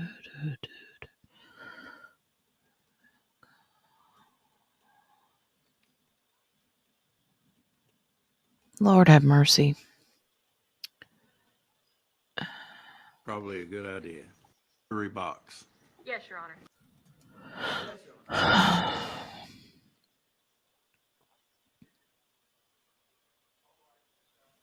Review of the court's charge, I see that we have switched the elements for involuntary manslaughter with the definitions of malice. Is that correct, counsel? Correct. Mhm. And we haven't changed the wording of anything. We've simply Yeah, moved sorry, Donnie. those Yes. segments around as indicated. It was a cut and paste. Yes, sir. Yes, sir. All right. That's agreeable, certainly, with the court. That's what we discussed. Set up in front of the jury box. Yes, Your Honor. All right. I'll ask the bailiff to do that, please. And Your Honor, while we're doing that, after some reflection, I'm thinking I might need a little more time for closing. If we could have an hour total, I won't need that long, but I think mine will probably run about 45 minutes on its own. All right. So you'd like to have an hour altogether? Yes, Your Honor. And how do you want to divide that? 45 and 15. Sure. 45 and 15, Your Honor. You still would like to have the 1 minute warning? Yes, please. Wow. Long That would closings. afford to Mr. Victor a full 60 minutes. Is that agreeable? Yes, sir. With the 2 minute warning? Yes, sir.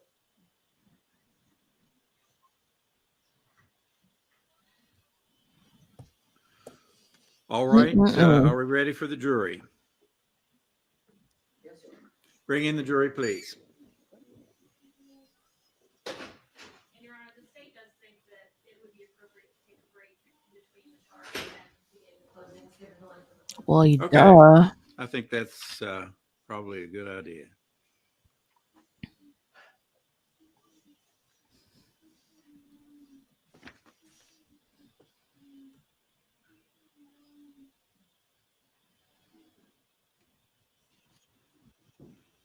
Earlier, this is, I tell you, the important stage how doing or should be. All right, I'm going to All scoot of these through this. instructions are important. Do not be inferred or found. Test is technical.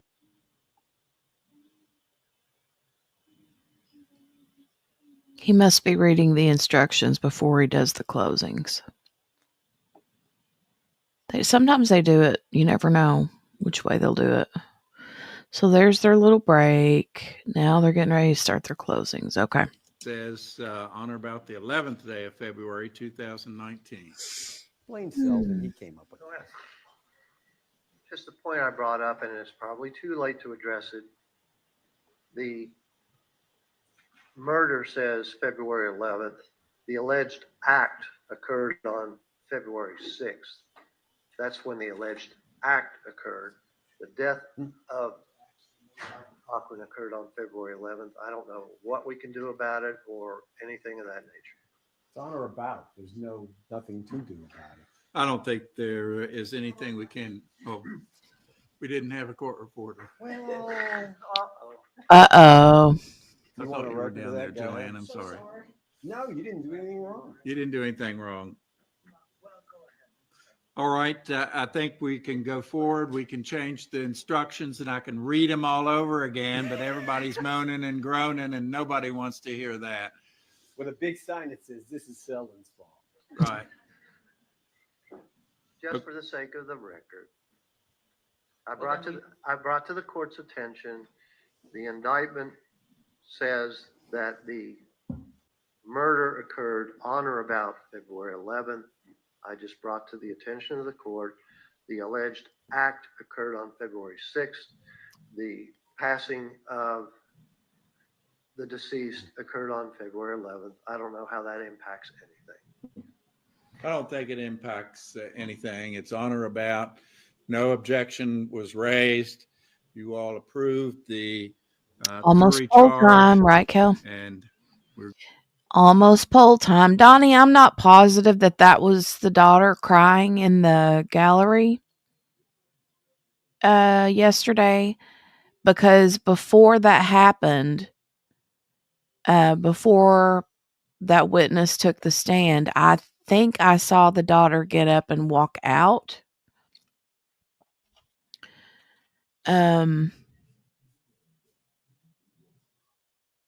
So I'm sure, that the attorneys let them know that it would have been shown and given them the option to leave.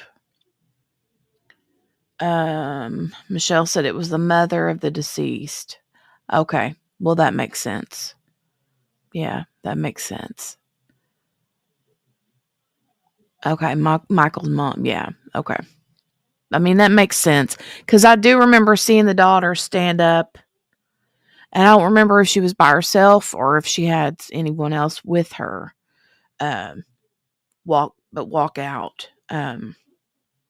And that was prior to any of the testimony, I think, of that part. So, like I said, the prosecution and the defense are both really good about letting family know when medical examiners and stuff like that is going to be up, so that they don't have to witness stuff they don't want to see,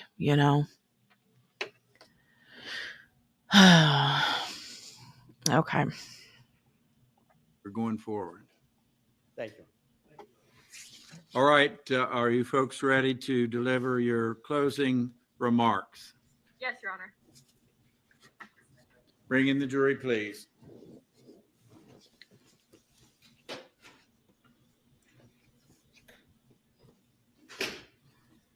I'm sure it did, Michelle.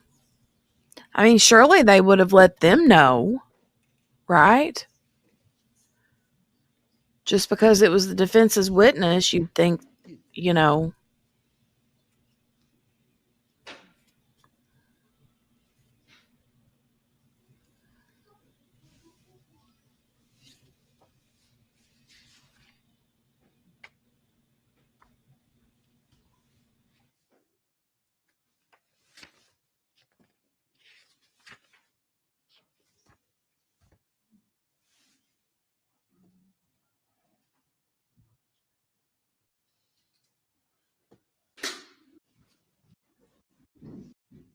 Stage or part of this case, and the attorneys will argue the issues and the evidence presented, giving you their own interpretation of that evidence.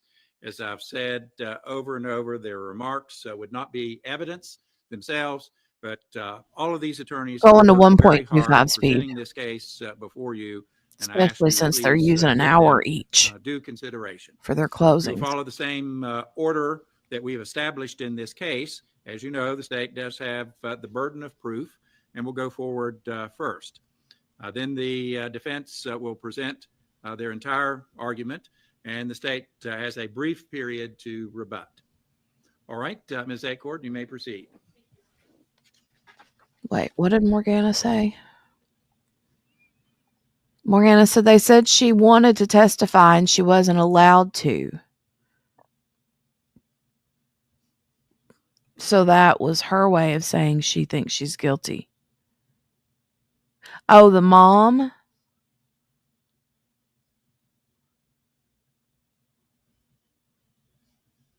Michael's mom? Is that who you're talking about?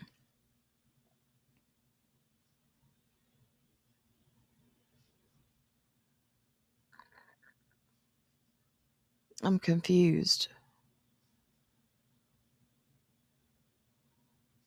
Okay, his mom. Yeah, his mom.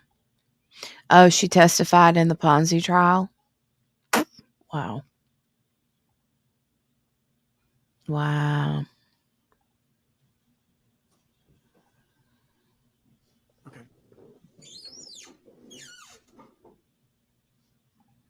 Hmm. Good afternoon, ladies and gentlemen of the jury.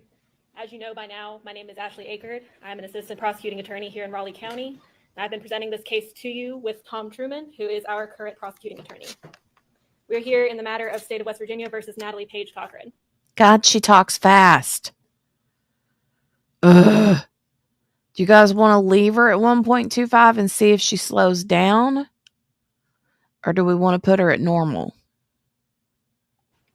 And if you all will bear with me, I will have to do some reading as we go. There's a lot of ground to cover here. So the first thing I want to do is thank you for being here. Just very briefly, I know everyone does this, but this has been a long couple of weeks and we've had a lot of evidence come in this case. So just thank you all for sitting through it with us. Thank you for being here and thank you for deciding this case.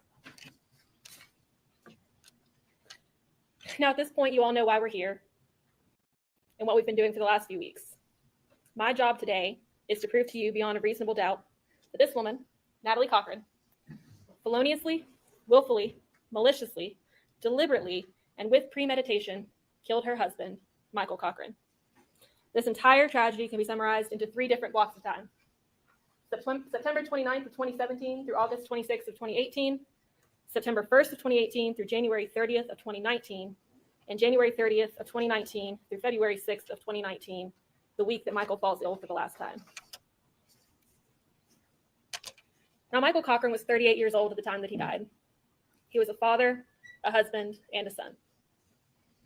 He was a very fit and healthy man. He cared a lot about what he looked like and a lot about what people thought of him. He lived and worked here in Raleigh County. As you've heard, he worked in technology. He also worked with Workforce West Virginia. Ultimately, he was a minority partner in the Business Tactical Solutions Group, in which his wife, Natalie Cochran, was the 51% majority owner. We'll just briefly talk about TSG. We don't have to get too far into it, but I feel like we need to cover that ground again. TSG is represented through its website to be a leading supplier to the Department of Defense, national security agencies, federal civilian agencies, prime contractors, and nonprofits worldwide. And we've heard a lot about how the business ended up not being super legitimate. In fact, it wasn't at all.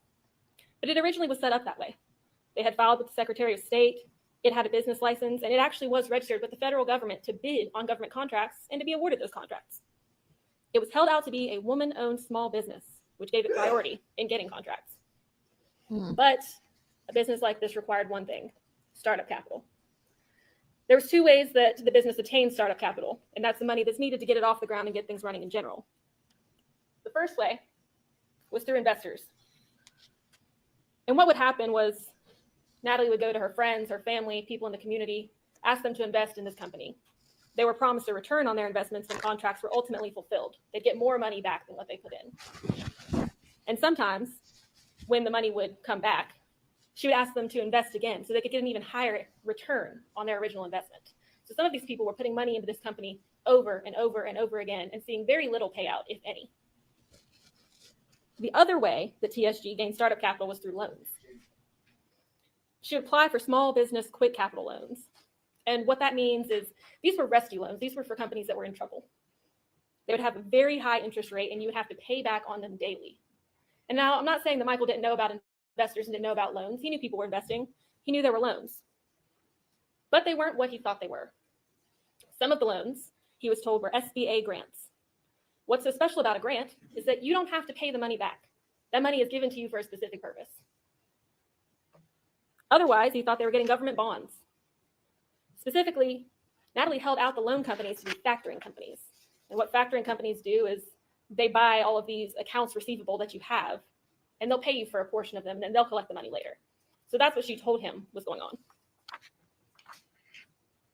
So what happens next is about August 26th of 2018. Michael really discovers the extent of family investors and investments. You heard that he got into Natalie's phone at one point and read her messages, and that's how he found out. He was completely unaware of the lucrative returns and profits that were being promised to people. He was quoted as saying she was giving away our money. On August 27th of 2018, Natalie sent a message to a few family members, which we've put in evidence and you all have seen. Hey guys, after the contracts that are out pay off, I will have to stop subcontracting. I wasn't as transparent with Michael as I should have been. After this, Michael and Natalie made rounds to family members trying to pay some checks, try to pay some people back. But ultimately, Michael realizes that the amount of money that they owe people is a lot more than he knew.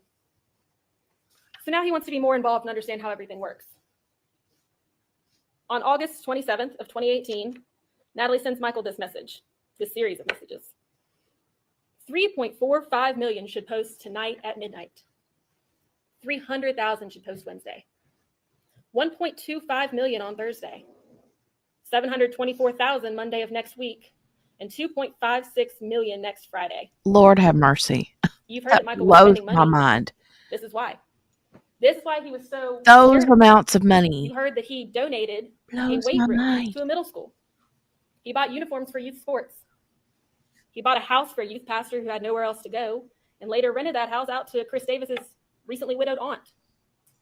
He was trying to give to people. And he'd been led to believe that this legitimate business was thriving and all of this money was due to them. She set a prize date, though, when she did this. All their hard work was going to start paying off at midnight.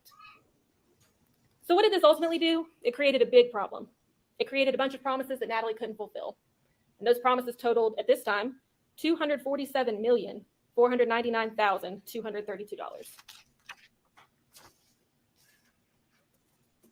So in our next time frame, Natalie starts to claim that the government is conducting an audit of TSG.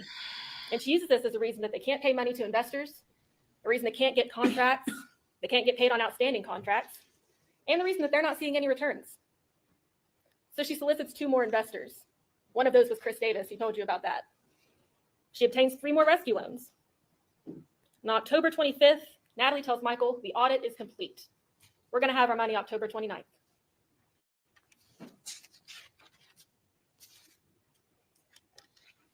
So what happens right around that time? October 31st, Michael goes to the hospital. He's expecting $248 million on October 29th. Right, Michelle? On October 31st, he's sick. Bingo. Bingo. Bingo. Makes me think of that. Take the money and run. What was that song?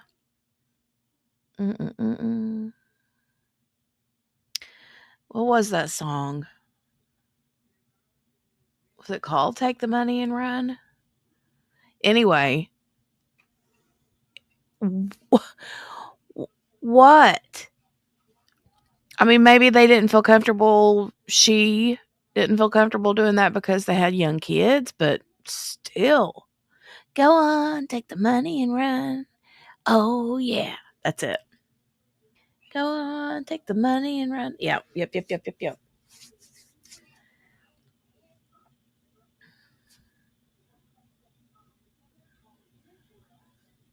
Steve Miller Band. That's it. I couldn't think of it. Steve Miller Band. Yes. Including the husband. No need to, no need to kill anybody. No. I don't know. He goes to the hospital and he gets discharged, but he's not well. He's not better. And the defense would have you believe that Michael was incredibly sick all the time, that he left the hospital, went back to the hospital because he got sick all over again. No, he was sick one time. He just didn't get better. It happens. It happens all the time, all over the world. When Michael went back to the hospital on November 2nd, Natalie reported that he had had a seizure. That was never confirmed. You heard experts testify that the seizure activity in the records was reported by the defendant. Hey, Everyone else who Rosebud. testified said they had never seen him have a seizure. At that time, he had his friend Chris Davis take him to the hospital because he wanted to be treated. Nobody wants Right, to Donnie. feel the way Right. that Michael felt. But other than this, he was healthy. You would think that he was sick, though, because he was stressed out of his mind.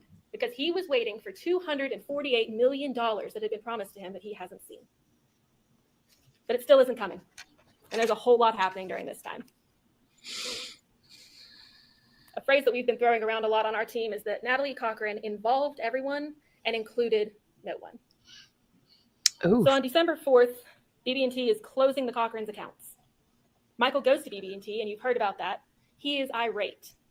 In fact, his friend Chris Davis is called to come down to the bank because Michael is causing such a scene that there is fear the police are going to be called. He's angry because he thinks these accounts closing is why he's not seeing any money.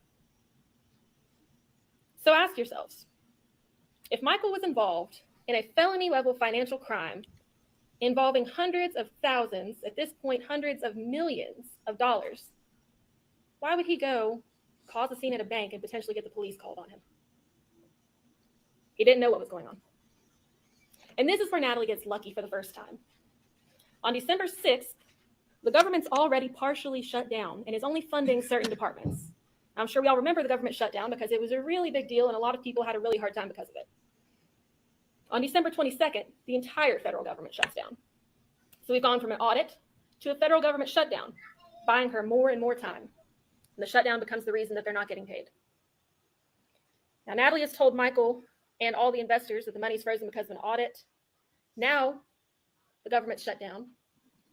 Next, she tells people she has cancer, chronic lymphocytic leukemia, which we talked about that a little. We've never found anything that indicates that that was real either. She now has to deliver. So she tells Michael and she tells the investors, on February 1st, the federal funds will be released because the shutdown has ended. So why does the money come in on February 1st? It's January 30th of 2019, and we have entered the week of Michael's illness and ultimate death. So here's where she gets sloppy. Her motive to kill him becomes very clear because he is very quickly catching on.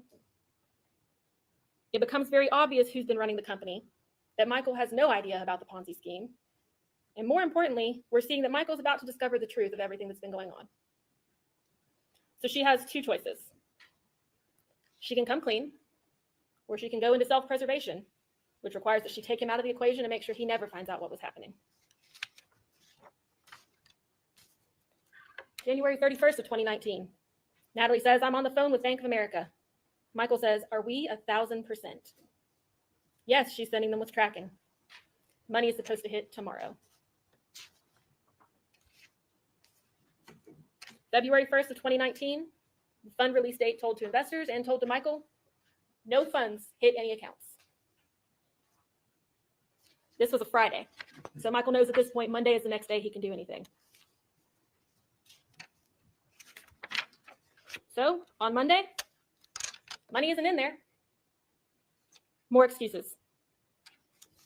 Michael's getting increasingly concerned. 100%, Miss King. I believe that too. She says that I fully believe that, Miss King. I really do. But I don't know that he knew the extent of it. That's my thing. I think it was way worse than he really believed it was. I know. I believe he knew they were scamming a little bit, a lot of bit, but not to the extent that, you know, that it really was.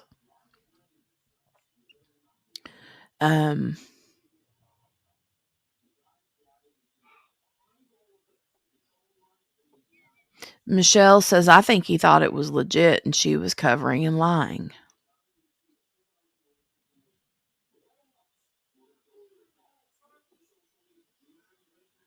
I don't know.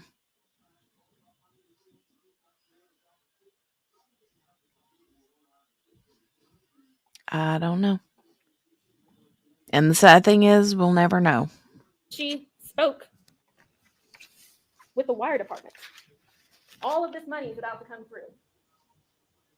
4.8 million in the morning, 23.8 tomorrow sometime. Michael says, shit, can't do anything today.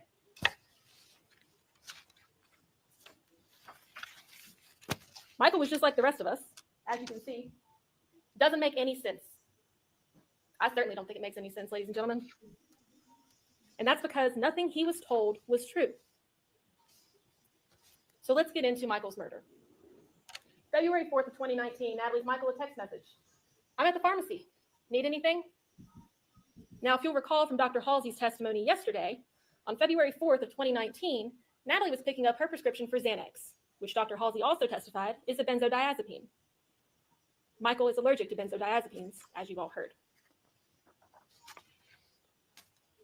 On February 5th, 2019, Natalie goes to Access Health and sees Dr. Halsey with flu-like symptoms. She says she's vomiting, she reports a fever. She's negative for the flu and strep. She got a steroid shot and labs that day. Now you'll note that this is the doctor who, she said, put her on such a high dose of steroids. That was her words, high dose of steroids, as we'll later see her tell Jennifer Davis. But he didn't give her a prescription for insulin. And you heard his testimony yesterday that he didn't instruct her to get insulin. On this day, she also requested methylprednisolone from Stephanie Hamilton. And we all know that is Solumedrol. And if you'll recall, a vial of methylprednisolone was later recovered from the Cochran residence when the search warrant was executed. FBI analysis told us that that bottle had never been used. The same day, Natalie reaches out to Albatross Air, the Kearns family, and schedules a flight for her and Mike to take the following day to Lynchburg, Virginia. We've heard a lot of talk about that flight. You heard from Court Nexon, who was a former Bank of America employee. And he told you that the Cochrans' account was never funded. There was never money in their Bank of America account. Mike couldn't understand why. So sure, they were going on this trip to fill out signature cards and things like that. But they were also going to find out why contract funds weren't posting to this account, why all of these wire transfers we've heard of were not coming through. And if they went on that trip, it would have changed everything. So on February 6th of 2019, the last day that anyone sees Michael Cochran conscious, 6:34 a.m., Natalie Cochran texts Chris Davis. She tells him she can't go to Lynchburg because she has a fever of 103 degrees. Now you'll recall she asked Stephanie Hamilton to bring a thermometer over because she apparently didn't have one. 6:35 a.m., Natalie texts Josh Kearns at Albatross Air, cancels the flight to Lynchburg because she has the flu. Mike tells Natalie to tell Court Nexon and his boss that they won't be there today because she's sick and they'll come tomorrow. But if they still need him to come today, Mike will go and he'll take his friend Chris Davis with him. They'll come back and get her signature card notarized. Mike very much wanted to take this trip. 6:37 a.m., Mike tells Natalie to get Court Nexon to wire them $5,000 to $10,000 from their account, the account that is still sitting empty at Bank of America. Natalie tells Mike she's already canceled the flight and he tells her to reschedule it for the next day. And this, ladies and gentlemen, is the text canceling the flight to Lynchburg, wherein Natalie says that she's been up all night with the flu, which we all know she was never diagnosed with. Later on February 6th, she sends this text message to Michael. I'm in the doctor's office getting swabbed again, getting a Prometh shot, getting you and I both meds. Now, Mike is currently out and about in town.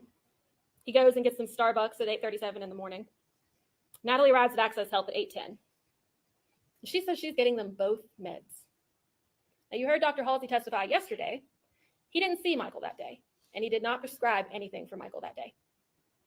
In fact, the only medications that Natalie was prescribed that day were promethazine tablets. Promethazine, which Michael is critically allergic to. So what did she tell him that she got him? And isn't it interesting that Natalie Cochran runs straight to the doctor at the first sign of trouble, frequently, but let Michael Cochran lay on the couch for 6 hours, unconscious. And let's ask ourselves how Michael was feeling around this time. Well, you remember Jason Bowen telling you he, quote, felt like he was being poisoned. She later texts Jennifer Davis, we are both sick. So they put me on such high dose steroids, I have to start taking small insulin shots. Gonna have to order a vial. Again, there's no records that support any of this. There's nothing that indicates that she needed insulin for any reason at all. And if Mike was really keeping insulin in the house for his bodybuilding that everyone keeps talking about, why couldn't she use that? Why would she need to get it somewhere else? And I'll also add, the last text between Michael and Natalie Cochran is at 8:51 a.m. on February 6th. Following that was a 15-second call at 8:52 a.m. And this is the last time we know of that they spoke with each other. Later on, as we all know, Jennifer Davis offers up a vial of insulin because she's a good friend. She's worried about Natalie. She thinks her friend has cancer. She thinks that she's dying. She's doing everything she can to help. So she offers up her own son's vial of insulin. Natalie sends another text to Jennifer Davis. Mike's sick today too. He didn't get anything prescribed for him. He didn't go to the doctor. All that we've heard is that he laid on the couch for a couple hours.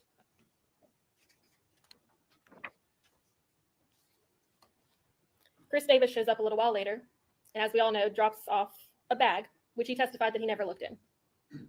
His wife, Jennifer, told us exactly what was in the bag. Some Propel, a Diet Coke that Natalie asked for, and a brand new, unopened vial of Humalog insulin. Jennifer says, "You're welcome, but that's nothing. I sure wish I could do more for you." And Natalie's words are, "That was perfect." And I bet it was. Another message she sends Jennifer Davis. "Mike was so mad this AM about not being able to go today. He had to take 2 of my blood pressure pills."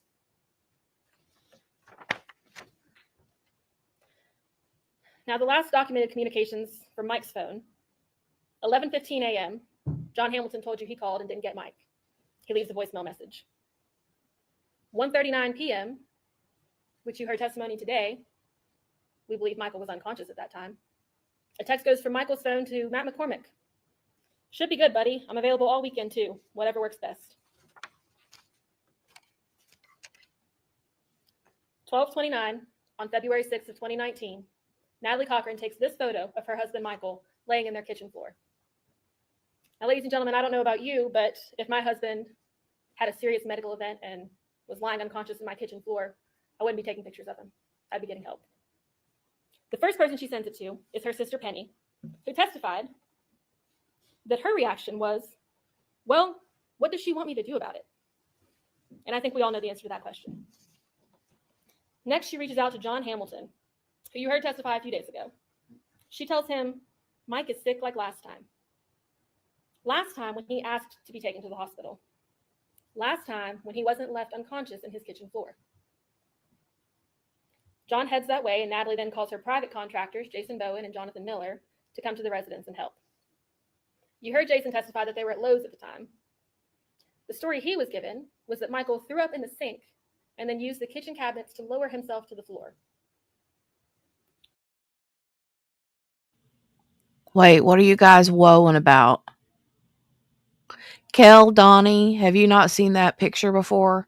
They've showed it multiple times throughout the trial. He wasn't deceased in that photo. Remember, he collapsed. She took the picture of him. Then he laid on the couch for hours, unawake. And then it was days later before he actually passed in the hospital. So, yeah. I didn't want anybody to think that that was a photo of him laying there deceased, you know. Yeah, they've shown that photo several times during the trial. Yeah. Right. Donnie, I know. I wouldn't call my contractor. I'd be calling 911. Like, that would have been the first thing I did. Well, my first thing I would have done was run to him and, like, go, whoa, you know, try to get him to come to, and then call 911, you know, or call 911 at the same time. I don't know, but 911 would have been called. Jason and Jonathan arrive, and they move Michael to the couch. And Natalie begins reading them vital signs that they can't see. Right, Kel, I know. That includes his blood sugar. Why would you check the blood sugar of someone who doesn't have diabetes or any known problems with regulating his blood sugar? Ladies and gentlemen, I'll posit to you that if he were just sleeping it off like she wanted him to do, he would have felt that finger stick. I've had 100 finger sticks. I know what they feel like. You're not going to sleep through that. At that point, she reports that his blood glucose is 145, and this is at 1:06 p.m. Mm. John Hamilton shows up shortly after that, maybe 20 minutes after she contacted him the first time. He told you that Michael was already laying on the couch when he got there. He immediately asks, how are we going to get Michael to the hospital? Natalie's response is to let him sleep it off. She now tells him that Michael was sick and had a seizure. John noted that he had never seen Michael have a seizure.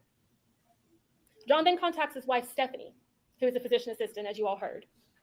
He asks her to come over and, quote, get her to take him to the hospital. So Stephanie arrives a little later and takes Michael's temperature. She made it a point not to startle him and even warned him that she was going to be taking his temperature. But he doesn't wake up. Stephanie also tells Natalie that Michael needs to be evaluated. Natalie again declines and says Michael wouldn't want to wake up in a hospital. Stephanie even gave her an out. She said he can blame me.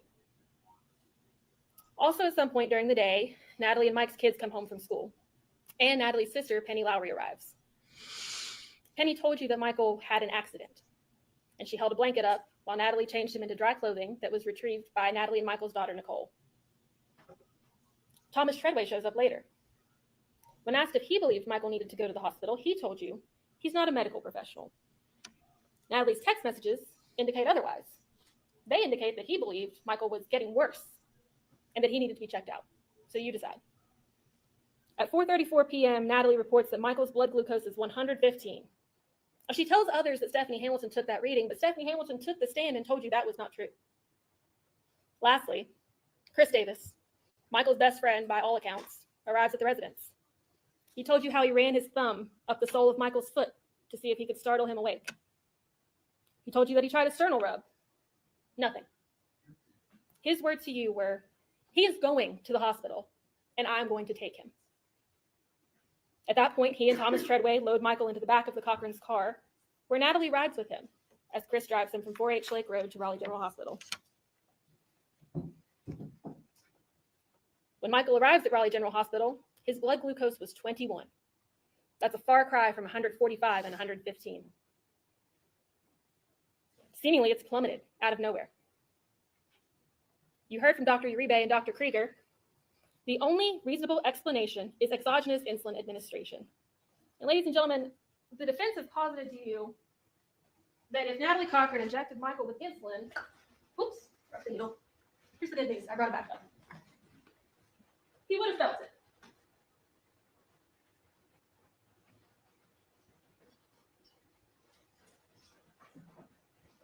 Now, this is an insulin needle. I'm going to object to this demonstration. This is bringing outside the evidence before the jury. This is a demonstrative exhibit, Your Honor. Overall, it is a demonstrative exhibit used in closing arguments. Members of the jury, you are the judges of the evidence. This is a demonstrative exhibit. I want you to rely upon your recollections and your memories of what the evidence has been in making your decision. There's a certain rough and tumble that we allow and some latitude in terms of closing remarks. I'm going to, as I say, overrule the objection and permit counsel to proceed. Thank you, Your Honor. Ladies and gentlemen, I want you to see the size of an insulin needle.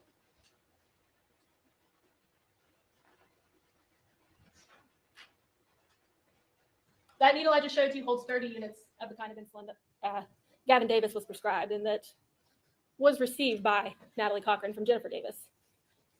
Dr. Krieger told you how small a unit of insulin is, and you can see it for yourself. Extremely small. I would also say, we made it pretty clear yesterday that the defense experts did not have the full picture. They had incorrect and incomplete information, so how could they make an informed opinion? And when Michael arrived at Raleigh General, as I said, his blood glucose was 21. He was immediately intubated, and he never woke up. February 7th through 11th of 2019. Michael was transferred to Charleston Area Medical Center, CAMC. His MRI there, as you've heard, showed diffuse hypoglycemic encephalopathy, brain swelling caused by low blood sugar. February 10th of 2019, Michael is transferred to hospice care at his wife's request. He spends 5 hours there before he dies. Now, you'll recall during Thomas Treadway's testimony, that he advised Natalie needed to remember that she took his vitals that day, and that she needed to make a timeline of the events leading up to Michael's death. Why? Here's some of the different stories she told. Michael was sick in the sink and fell. Michael was sick in the sink and lowered himself to the floor. I heard him hit his head, and when I went in there, he had fallen. She also said he was vomiting in the sink, had a seizure, and then hit his head. And that's just a few of the stories we heard. Now, a search warrant of the Cochran residence was executed on June 25th of 2019. And I would note that TSG has continued business up to this point, even getting additional investors after Michael's death, including the Hamiltons. During this time frame, Natalie also pled guilty to the charges that you heard about in federal court, the wire fraud and unlawful monetary transactions. During the execution of that search warrant, a lot of things were found and taken from the Cochran residence. Of note for us was the unopened methylprednisolone vial and the insulin that she kept in her refrigerator. Now, if you remember when Lieutenant Bledsoe testified, he told you that when he reviewed the property receipt from the search warrant with Natalie Cochran, she flipped through it and immediately went to the insulin. And she said, "I keep that for my neighbor's son who has diabetes." Ladies and gentlemen, as I stated previously, the elements of first-degree murder are a felonious, willful, malicious, deliberate, and premeditated killing. Felonious is simple. Murder is a felony, and it's against the laws of the state of West Virginia. Willful or deliberate would mean that someone took an overt action in furtherance of an anticipated result. She injected Michael with insulin. Dr. Krieger and Dr. Uribe testified that there was no alternative reasonable explanation for Michael's blood sugar to be 21 other than outside insulin administration. She also let him lay on the couch for 6 hours. She brought in all this help over and over just to refuse it. Malicious, showing or having a desire to cause harm. Natalie was a diabetic counselor and a pharmacist. She knew that injecting insulin into a non-diabetic would cause harm. She chose over and over, after repeated pleas from friends and loved ones, to leave Michael on the couch, laying in his own urine. She also showed a complete indifference for human life when she continued to work on contracts and make plans for bingo while her husband lay dying in the hospital. Premeditation. She obtained the murder weapon in advance from Jennifer Davis. And poor Jennifer had no idea what she was getting herself into when she did that.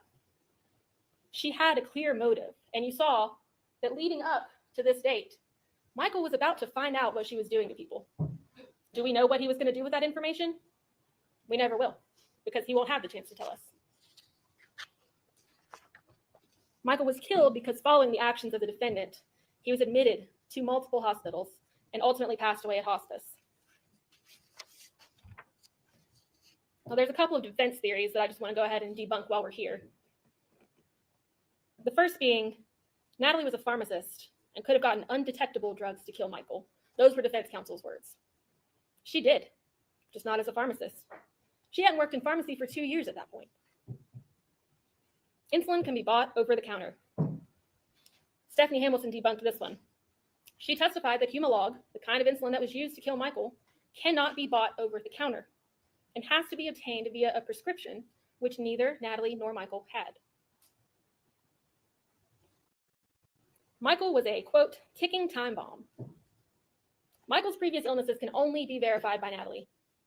No one else ever saw him have a seizure. Sure, he went to the hospital, but they were never actually able to verify that seizure activity occurred, only that it was reported at home. By her own words, Mike was doing the best he had ever done in his life. You heard testimony that he forgot where he parked his car. Ladies and gentlemen, I don't know about you, but I forget where I park my car all the time. It's very common. He participated in tough man competitions and Jeep pulling competitions. It doesn't sound like a sick man to me. You also heard that Michael was on steroids. Chris Davis testified that Natalie told him that she was in charge of all of his supplements and vitamins. No steroids were recovered from the Cochran residence when the search warrant was executed. The Mexican supplement that we've heard about turned out to be a female fertility drug that came from Florida. You know who had communication with that company? Natalie Cochran. Ladies and gentlemen, in closing, Natalie Ooh. Cochran had the means, knowledge, and opportunity to commit this crime. She dosed Michael Cochran with insulin that he was not prescribed and that he did not need. You may not have done the math, but I have. Next Thursday will make 6 years to the day since she injected Michael Cochran with insulin in his home. 5 days after that will be 6 years since Michael Cochran left this earth. 6 years since 2 children lost their father. 6 years since this woman, Donna Bolt, and this man, Ed Bolt, lost their son. 6 years since they were able to see him for the last time. Michael and the people that loved him deserve to have the most thorough investigation that we could conduct. And we've done that. We've done everything we could to show you what really happened to Michael. These people have waited long enough for justice. Michael has waited long enough for justice. Ladies and gentlemen, I'm asking you at this time to deliver that justice and to find his wife, Natalie Cochran, guilty of the first-degree murder of Michael Cochran. Thank you. Nice job. Mr. Victor. Please, the court, counsel for the state, ladies and gentlemen of the jury.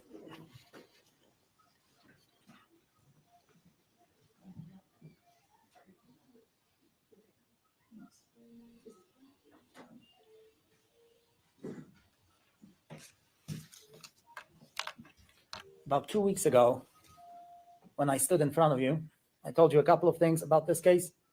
And one was that Natalie Cochran was guilty of financial fraud, of financial shenanigans, and that she was indeed guilty without any reservation. But we're not here today to retry that case. And everything that the state is telling you about Natalie Cochran, yes, let's have some light. That was me, sorry. Thank you, Judge. Everything that we've heard about this financial case from Natalie's standpoint is true. She was convicted. She was a participant in the Ponzi scheme. But we're not here to judge her yet again on the financial crimes. We are here to judge her on the murder of her husband. And the state cannot prove first-degree murder against her beyond a reasonable doubt. The state cannot prove 3 things. The case cannot prove what, the case cannot prove how, and the state cannot prove why. First question, what was Michael Cochran killed by, or what killed him? And you've heard the evidence over the last 2 weeks that we don't know. The experts that the state brought testified to, they themselves admitted, a definite maybe. Maybe it was the insulin shot, and maybe not. The experts that the state brought testified to, we cannot determine the objective factors, the objective anatomical findings, and tangible demonstrative evidence what killed him. They don't know. The state's expert, Dr. Krieger, said, well, the hypoglycemia due to the insulin administration is a strong possibility, but it's just a possibility. Why don't we know what killed Michael Cochran? Well, because they did not perform the autopsy. And by the time all these experts got the evidence, Michael Cochran's body was so decomposed that it is impossible medically to determine what killed him. And you heard the testimony of 2 defense experts. And you also heard the testimony of my compatriot, Dr.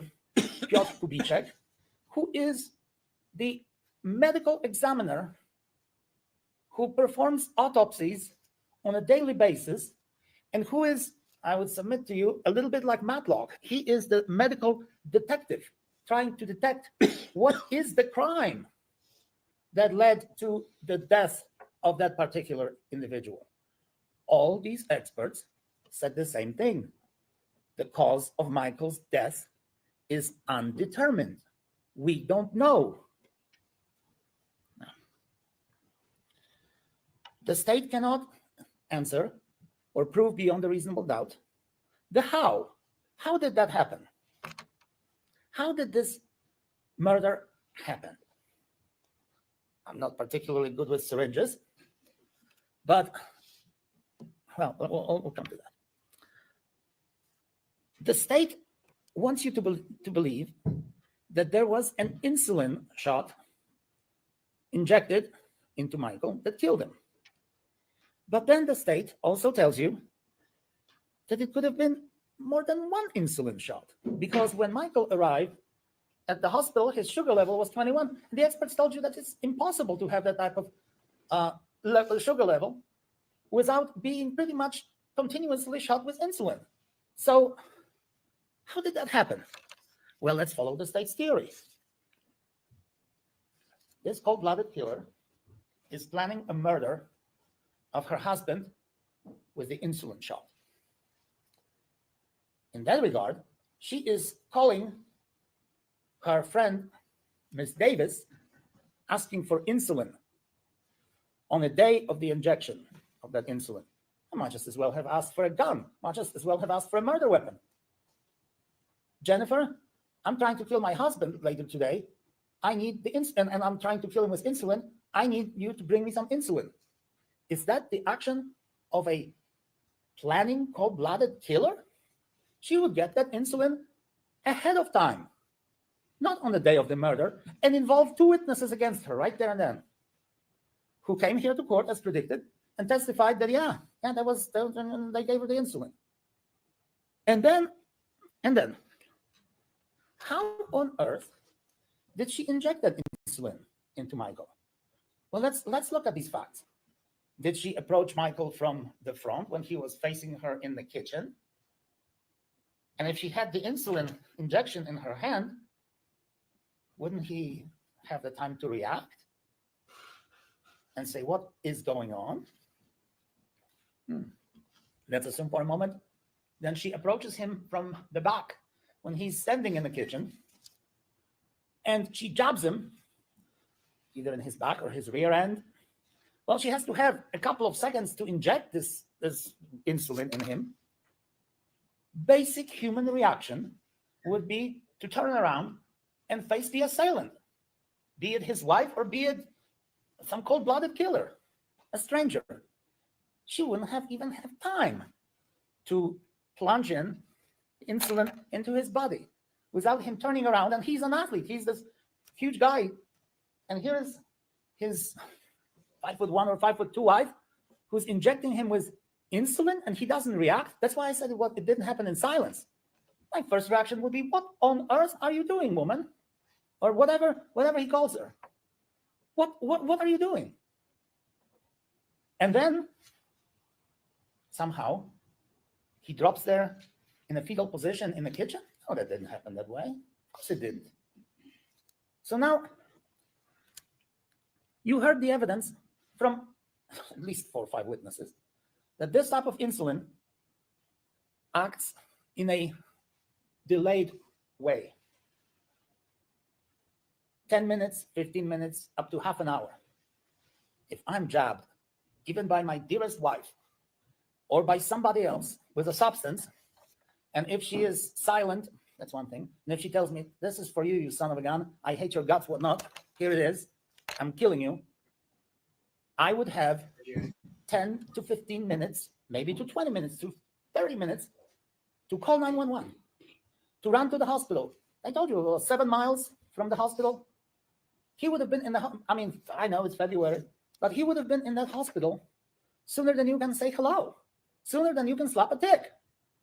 He would have been in that hospital asking for help, an immediate sugar reaction or sugar injection to bring that insulin level to some normalcy. He wouldn't have taken it in silence. He wouldn't have just dropped down on the floor. So how did it happen? Well, the state then gives you an alternative. because now they're changing their theory. That may have happened in bed. Now, that's a novel idea. Inject him in bed, he would not have reacted? Of course he would have reacted. He would have gotten up and he would have done the same thing. He would have taken himself to the hospital. He would have called 911. He would have probably not been particularly happy with Natalie, but that doesn't mean anything. He could have saved himself. I'm sorry, this Then the guy's state cracking changes me their up. theory again. That may have happened upstairs, or it may have happened He's on the cracking couch. me up. Or he's injected on the couch. Well then, okay, so he doesn't get up. So who takes him into the kitchen and puts him in this fetal position? That didn't happen, ladies and gentlemen of the jury. And how do we know that? He fell in the kitchen because there was one witness, and he hit his head against the counter because there was one witness, and that was the sister of my client, who told you that she saw a dent, a fresh dent in the counter, the kitchen counter. That's where he hit his head, and that's how he fell on the ground, on the kitchen floor. But not because of some insulin injection, but because of some unknown condition that was caused, or may have been caused, by many, many, many different reasons. Now, then, continuing with the cold-blooded killer's action, she does not do anything but call all kinds of people to the house. Now, wait a minute. You have just decided to kill your husband. He is unconscious, let's assume, and you want him dead. Well, let him die then. Don't do anything. Or maybe put a pillow over his head and kill him. But do not tell me that you want to kill your husband and then you call 2 workers right there to bring Michael onto the couch, the sister and her husband, the state trooper and his wife, who is a medical assistant, and then Mr. Davis. Is that the action of a killer who wants to get away with murder? No. And then, and again, I told you, that's the kicker. Then he dies, and she wants to hide all the evidence. She cremates him. And then all the evidence is gone. All these Dr. Kubitscheks and everybody else can look at all that evidence. No, they can't, because he's cremated. That's how you, I guess, kill somebody the way the state believed it happened. But it didn't happen that way. And then the ultimate question, and the question is why? Throughout this case, the leitmotif, the state's main motif in this case was Michael didn't know anything about this business. Didn't know anything about Natalie's shenanigans, financial, the fraud, the deception, the lies. He didn't know anything about it. Now, I think that from the very first day, ladies and gentlemen of the jury, you've realized that this is not the case. But let's assume for a moment that Michael is indeed blind and doesn't know anything about millions of dollars, hundreds and thousands of dollars. He doesn't realize where all that sudden wealth came from, doesn't know anything. And then he finally finds out. Let's assume that he finds out. And then the state tells you that he would do what? Well, the state cannot tell you. And the question is, what would he do? What would he do that would be so bad that would require Natalie Cochran to kill him? I mean, scenarios abound. You find out that your spouse is cheating the government, cheating the investors. What do you want to do? Well, you probably want to say, come on, let's get a lawyer. Let's get an accountant. Let's try to work it out. Let's call these investors. Let's try to pay the money back. Let's file for a bankruptcy. Let's maybe even talk to a friendly prosecutor in Raleigh County. Maybe you'll have to do a little bit of time, but not run to the federal government and complain. What, was he going to kill her? Is there any evidence that she launched this preemptive strike against him because he was going to kill her, or that he was going to do something to her, divorce her? What would be her motive to kill him? Why? She may have been afraid that he would be mad, but to kill him, to eliminate him from what? From doing what? From going to the federal government from complaining that my image is so tarnished now in the community that I want to divorce you and you will be penniless and all of that. There's no evidence of that, ladies and gentlemen of the jury. What triggered this murder? The state cannot answer that question. But if you had any doubts about Michael being involved in this scheme, and if you believe that he was, then the state's entire case collapses. Because she, Natalie Cochran, would have no reason to kill him. Because he, Michael Cochran, was as involved in this conspiracy as she was. And how do we know it? Well, he was working on these contracts daily, on these federal contracts daily. Even when he was hunting with his little son, he had a contract that he was working on. He was working on the contracts when they were in bed. And I'm not talking about anything sexual here. I'm talking about family. She's watching the TV. He is working on the contracts. Their little son with them, sitting between them, realizing that daddy's working on the federal contracts. He signs the checks from the company. He has access to everything, every bit of information that goes through this company, checks, contracts. He has access to all of that. And besides, is he really living on a different planet from Natalie? Ladies and gentlemen of the jury, if I suspected my wife, we are, well, unless I'm in court, we're home. We're together. We spend time together. We communicate.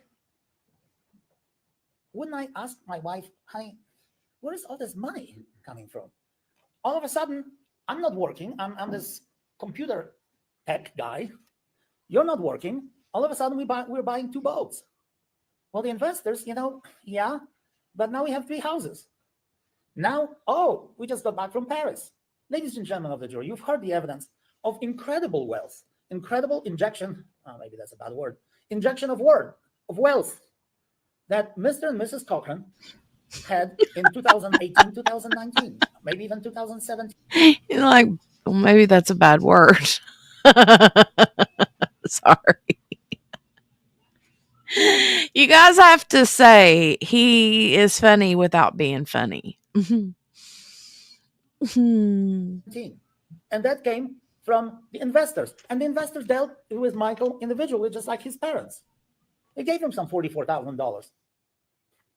He knew that there were no contracts. What contracts were they? What contracts were there?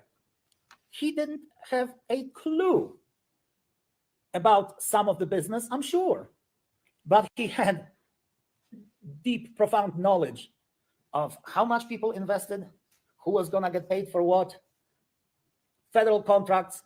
He had deep, profound knowledge of it. I'm sure there were some aspects of this business that he may not even know about. And I'm sure that Natalie was involved in this. But she is not here on trial for fraud. She's here on trial for murder. Well, let's look at the state's case. And mind you, the state has a very heavy burden, and the burden of proof, beyond a reasonable doubt. Well, the state brought the evidence of the pilot who says, well, the flight was canceled. Okay. The banker turned mind reader. He had an idea why the flight was canceled. But of course, he didn't. He is mad at Natalie because he had to do all that research for the company and didn't get paid for it, I'm sure. And for him, time is money. So they didn't fly to Lynchburg. Well, Natalie went to a doctor. She was sick. I think that the state attributes all these nefarious things to her, but isn't it just plain obvious from Dr. Halsey's testimony that she was sick? She was sick on Friday and she was sick on Saturday. And what did he give her? He gave her a steroid shot that increases blood sugar. So she's calling her friend, Miss Davis, to get her some insulin to maybe level off the sugar, blood sugar. What's so unusual about it? No, it's nothing unusual about it because she, Natalie Cochran, had a long-standing relationship with the Davises, who had a misfortune, a tragic misfortune of having a child who was diabetic. And Mrs. Davis came here and told you, no, Natalie never had any insulin Oh, really? But then when we confronted her with the pharmacy records, she said, oh yeah, Natalie could pick up the insulin, but she was bringing it home. Well, what if you weren't home? Yeah, she doesn't explain it. Natalie could keep it at home. That was nothing unusual about Natalie having insulin. And you know what? The state wants you to believe that this insulin, that bottle of insulin that was found, was the weapon, the murder weapon. That somehow it was punctured and she kept the bottle as some kind of sick souvenir of the murder. Is that what the state telling you? I submit to you, ladies and gentlemen of the jury, if you look,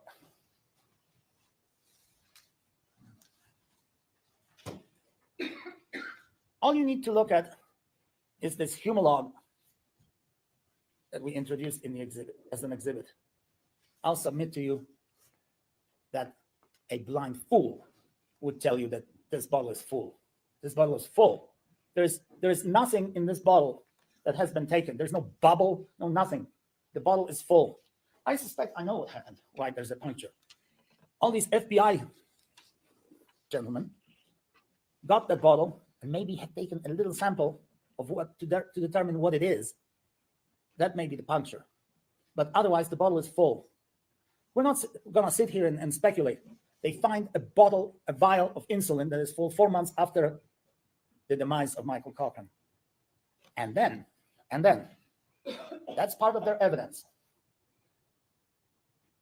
Remember, Mr. Bledsoe, telling you at the end when we finally pressed him, is there any evidence? Is there any evidence that the bottle that you have was the murder weapon? And the answer was no. And ladies and gentlemen of the jury, the lifelong condemnation of this woman versus complete exoneration is at stake. The stigma of conviction for murder versus letting her go free is teetering in the balance. And the state has the audacity to come here with an item that is not the evidence. And they're trying to tell you to convict this woman of murder based on something that is not the evidence. Is that the case that the state has the audacity to bring before you? Well, let's look further. Chris Davis and at least one other witness, Mr. Treadway, and Penny Lowry, knew that Michael Cochran was taking all those steroids. Whatever, steroids maybe. Maybe they were steroids. Maybe they were not steroids. Maybe they were anabolics. We don't know. Michael was taking substances by the fistfuls. And they can say that, oh, we have isolated one little vial, and that was some hormonal thing from Mexico. No, ladies and gentlemen of the jury. He had a cabinet full of medications. He had a cabinet full of that away from the family, away from the cabinet for our place where the family stored the medication. He was getting this stuff online. He had the United States Postal Service box where he would get all that stuff. And I submit to you that this was not some one deal Mexico thing. And there's nothing wrong about Mexico. This was, however, the problem. He was getting substances that were not approved by the American government, by the, the Food and Drug Administration. He was getting substances that were going to increase his physique, his appearance. But my God, they could have done some serious damage and probably did some serious damage. One of them was not even for human consumption, as the children told you. There was just a sample of what Michael Cochran was taking. And what he was not taking was the medication that was prescribed to him by the physicians. And yes, he had all kinds of conditions for which he had the medication. He had Keppra, he had all kinds of serious medications which he didn't take because he believed that all the doctors were quacks. He believed that they were not the people to be trusted. Chris Davis and Mr. Treadway and Penny Lowry tell him, you have to stop this stuff. You really cannot do this. And what does he tell Penny Lowry? She testifies. He said, "Oh, retarded Penny. Retarded Penny. What do you know? I'm gonna do whatever I want to." The state makes a big deal out of Michael not being taken to the hospital. But you have witness after witness who told you that Michael not only believed that the doctors were quacks, but he hated going to the hospital. He vowed to kill somebody if he's ever awakened in a hospital. And why? Because he considered this a waste of time. Now, he had all kinds of problems that he went to the hospital with. And within the last 3 months of his life, he went to the hospital 3 times. October 31st. And then he stayed there for a day. I told him he had all kinds of problems. Then he went back to the hospital with pretty much the same conditions that he had now and stayed there for 5 days. And then he came out. You heard throughout this trial that Michael had convulsions, seizure-like activity. He probably had epilepsy. The doctors told you that. He had a brain mass that was later modified into the brain swelling, encephalopathy. Ladies and gentlemen of the jury, those are serious conditions. They are not to be laughed at. Those are very serious conditions. He retained urine. He had an enlarged heart. He had an acute respiratory failure. He couldn't even breathe because he had a chronic sinusitis. Nobody is here to desecrate or dishonor his life. He died much too prematurely. He died at the age of 38 years. Not for a moment should you think that the defense is taking his death lightly. No. It's a horrible tragedy. Horrible tragedy. But a tragedy, not a murder. It's a tragedy, ladies and gentlemen of the jury. But with all these conditions, Michael was still doing what Michael was doing. Taking supplements, anabolics, substances that God only knows where they came from. And who approved them. And he was a ticking bomb. How do we know that? Well, after his second stay in the hospital, at least 3 witnesses told us that Michael's health has deteriorated to the point where Michael was not the same guy. When he was Michael at his best, he was generous, gregarious, going to parties, participating in tough man competitions, lived life to the fullest. He was focused. After his second stay in the hospital, Michael could not find his car in a parking lot. Forget that. That happens to me quite frequently. But that was just one symptom. He could not fix a light fixture with Mr. Davis. He felt confused. The children testified he had constant headaches. He was irritable. He didn't know where he was. Mr. Treadway came here and testified, Michael hated going to Panera Bread with a passion. He hated the restaurant completely. And I know that this is not the case about Panera Bread. But if I hate a restaurant, I'm not going to set foot there. And yet Michael went there and could not even recognize the fact that Mr. Treadway was wearing the same hat that he's been wearing for years. He was confused. There was something going on in his head that made him go where he would never go, and that made him forget who his friend was, really. Now, the state brought before you those 2 FBI agents who, again, could not contribute anything scientific except for that bottle. And the state closed the case with 2 law enforcement officers who are here today. Have you ever seen a more shoddy investigation that took place in this case? They never talked to the children. And I know that the state will say, oh, this was not that important. It was important. The state The children's testimony was riveting in this case, and I'll come back to that in a second. They did not even check what kind of medication this man was using. And for that matter, they have no clue about Natalie Cochran's medication. And, they try to convict her in part because she lied about her cancer. Oh, that's a low blow. First of all, we have absolutely no evidence that she did not have cancer. We have the evidence that she was going to seek help from the Cleveland Clinic, from Duke, from the doctors, wherever she could. And knowing our medical system in this country, it's not that you're going to walk into the Cleveland Clinic and you get treatment the same day. You have to have insurance. You have to have all kinds of, you have to go through all kinds of hoops to be seen by a specialist. And maybe when she told somebody, yeah, I have cancer, leave me alone, because she maybe didn't want to discuss her health with somebody, maybe in reality she was checking out whether she had cancer and went to all kinds of doctors and clinics to obtain that health. And the state believes, oh, she lied because she told you that she had cancer. The officers ignored the federal investigation completely.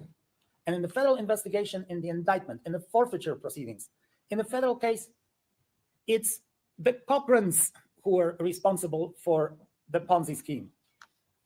But the indictment didn't come until September of 2019, and Michael was dead. I submit to you that the federal government was investigating them both. They can come here and say, well, I saw some cases where the couples were not investigated together. That's baloney. The federal government investigated them both and would have indicted Michael as quickly as they indicted Natalie for the same offenses, because Michael was involved in this Ponzi scheme up to his eyeballs.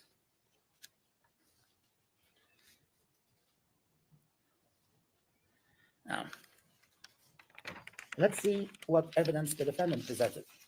Remember Nurse Holly, if I pronounce it correctly, Holly, yes, who said that she was at hospice. And what did she observe? Natalie Cochran was with her husband for the last 5 days and held his hand when he passed away. There's evidence that Natalie Cochran got into a car with Mr. Davis. Well, the state said, oh no, she didn't drive him to the hospital. Well, she didn't drive him, but she was a passenger in that vehicle driven by Mr. Davis. She didn't drive him because she was too distraught over his condition, but she still got into the car and held his hand. Is that the cold-blooded killer? She also testified that Natalie Cochran was a go-to woman, and I think that she may have used that phrase, or maybe I have used that phrase, when it came to the emergency situations involving Mr. and Mrs. Davis's child. So Natalie Cochran would have to have insulin. You don't treat insulin with a water pill, for God's sake. You have to have insulin to treat it. And if she was a go-to woman, she must have had insulin to treat the Davis's child. So there should be no surprise again that she had insulin in her possession. Mr. Treadway didn't want to talk to the police because he believed they were dishonest crooks.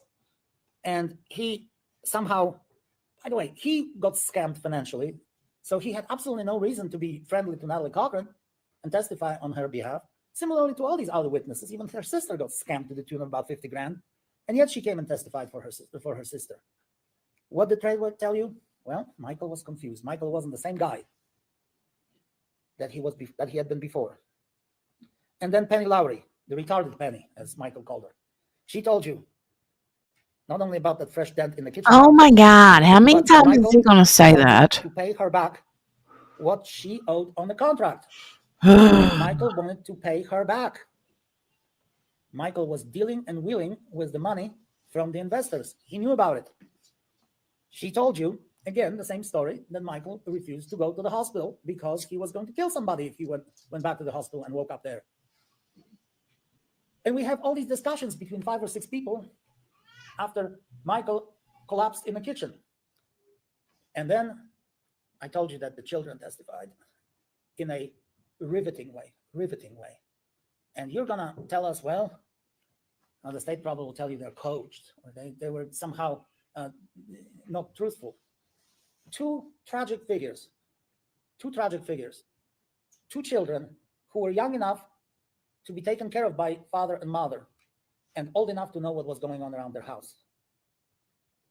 Nikki testified here unequivocally that her father had headaches, was confused, had a brain fog, was agitated.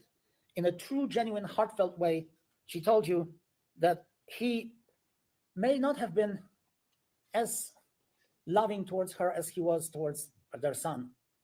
Michael had a heart-to-heart with her shortly before he died, and her impression was that her father felt it coming. And what was it? It was death, ladies and gentlemen of the jury. Michael felt it coming, and he had this heart-to-heart conversation with her, which she considered heartrending, and which we would consider his farewell to life. Anybody buying her Because face? he knew that there was something irreversibly wrong with him. The MAC, their son, testified too. Dad worked on the contracts all the time, even when hunting, even in bed. And he testified about their lifestyle. He testified about the supplements, the injections, the dropper, the stuff from Mexico, as he called it. Stuff that wasn't for human consumption. He remembered it all. He testified about his father's anger, his father's combativeness, his father's confusion.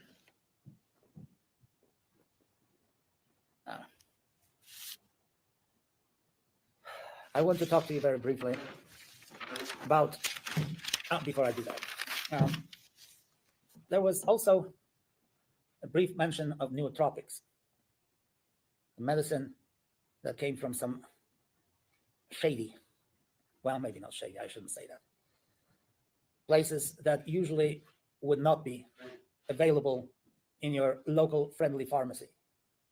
There was the smart drugs that Michael was receiving at his USPS, United States Postal Service box. These were the cognitive enhancers, memory enhancers, stimulants. Michael was perhaps a man's man, and he would not admit to any weakness. He was seeking desperately to look great, to be this, I don't know, alpha male, whatever you call it, to be this great, maybe bodybuilder, maybe an athlete. And yet, in all of this, he didn't follow the advice of those who should have given him the advice and who he should have listened to, and instead did his on his own. Now, I want to return for a second to the experts who testified in this case.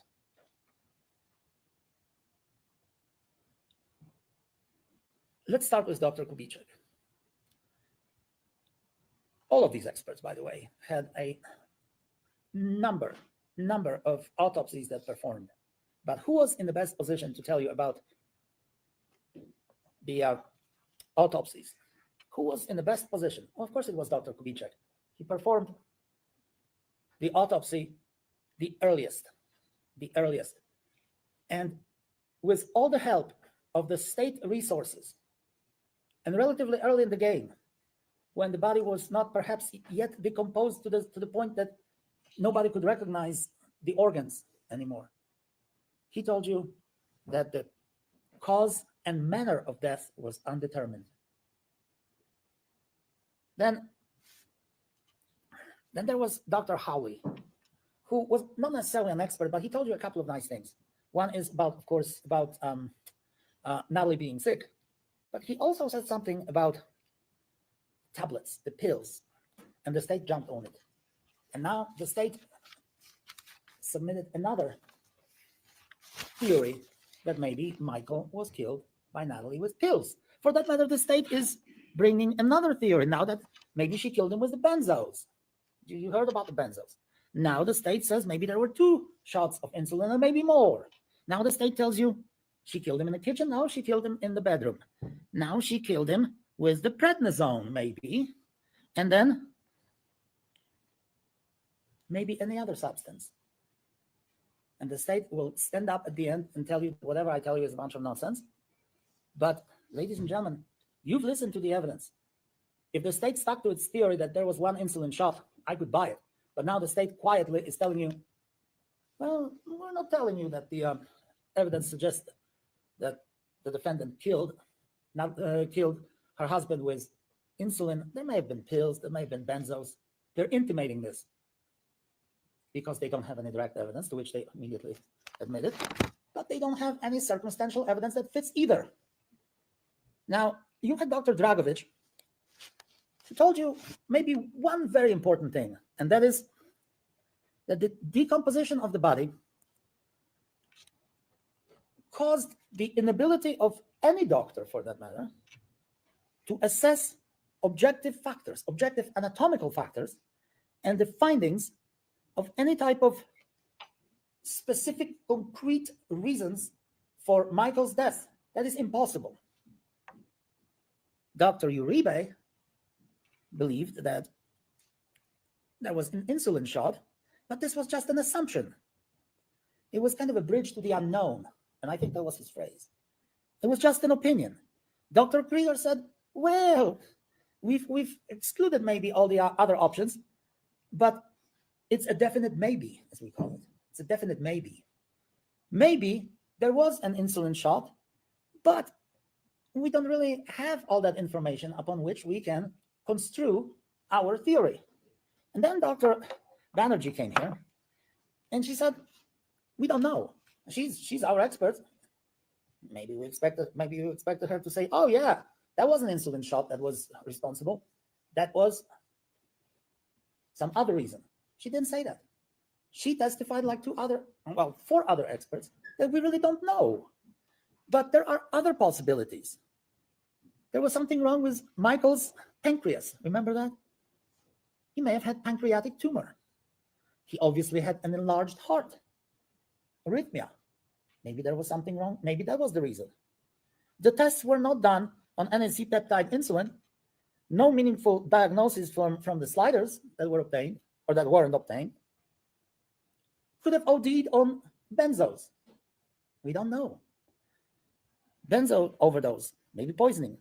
Hypoglycemia equals death. Well, all of that. And then, of course, there are other reasons. The medication, alcohol, unexplained medications, liver disease, sepsis, surgeries, immune system. All of this could be taken into account in Michael's death. But the state stubbornly believes that Michael's death was caused by that one insulin shot, which they, by the way, changed and modified to maybe 2 or 3 on all these versions. It's impossible. Impossible, ladies and gentlemen of the jury. Now, the state also brings a theory of maybe there's this voluntary manslaughter, that just because she didn't take him to the hospital. Now, I submit to you that not taking Michael to the hospital was not done over the period of days. It was a matter of hours. It was a matter of discussing Michael's preferences and will, whether he was going to go to the hospital, whether he wanted to go to the hospital, and what was necessary. We had several people in that house who could have decided. Finally, it was decided that Michael was going to the hospital because he was not waking up. Yes, it took some time, but there was always the hope that he would wake up in his own home, surrounded by family and friends, and everything would be fine. After several hours, yes, it became necessary to take him to the hospital. But that's all. Now, ladies and gentlemen of the jury, I told you at the very beginning of this case that this is a complex case. This is a case that involves medical, banking, scientific, maybe pharmaceutical, maybe business evidence and information. There are aspects of federal litigation here. And you've heard it all. But distilled to its essence, this case really involves the state's attempt to equate the federal prosecution and conviction for dishonesty and fraud with murder. The state says she is a fraud, therefore she is a murderer.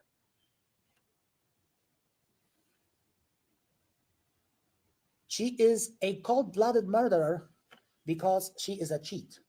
That's what the state is telling you. But the state cannot prove, certainly not beyond any reasonable doubt, the what caused Michael's death, the how did that happen, and why it happened. And so at the end of this case, I will tell you that the state's attempt to equate the fraud with murder is like trying to squeeze a square peg into a round hole.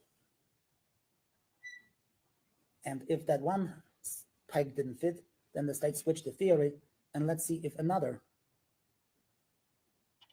peg that is still square will fit into that hole. Oh no, it won't. Well, then we'll switch to another theory. Maybe benzos, maybe two shots of insulin, and it still doesn't fit.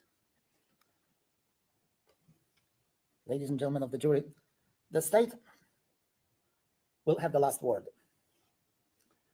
In the criminal process, I will sit down and I will not address you again. My esteemed colleagues and friends will get up and tell you that whatever I told you is nonsense. They will give you the spin on the facts and tell you that's the way it is.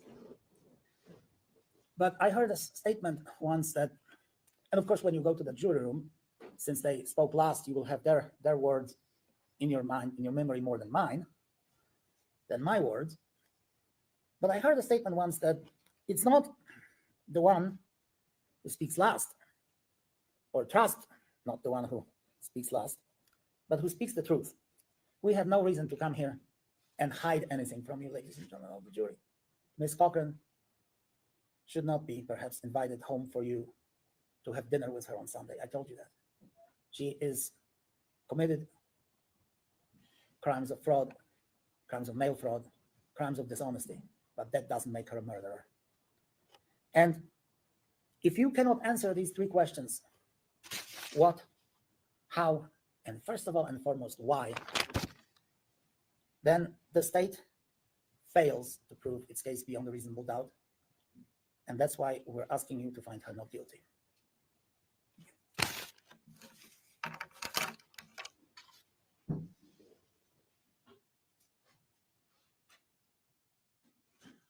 Reply, Ms. Akron. No, it's back to me. You are so close to listening to all the stuff. Be silent on this side, and then you will take over. On behalf of the prosecutors, excuse me, in fact, of the prosecuting attorney's office, the investigators, we thank you for your time, your effort, your attention, your sacrifice. Without you, this system cannot work.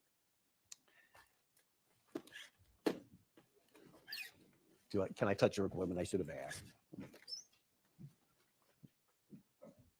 Do you need to hit this? Sure. I can make duck shadows on the wall while we get this going.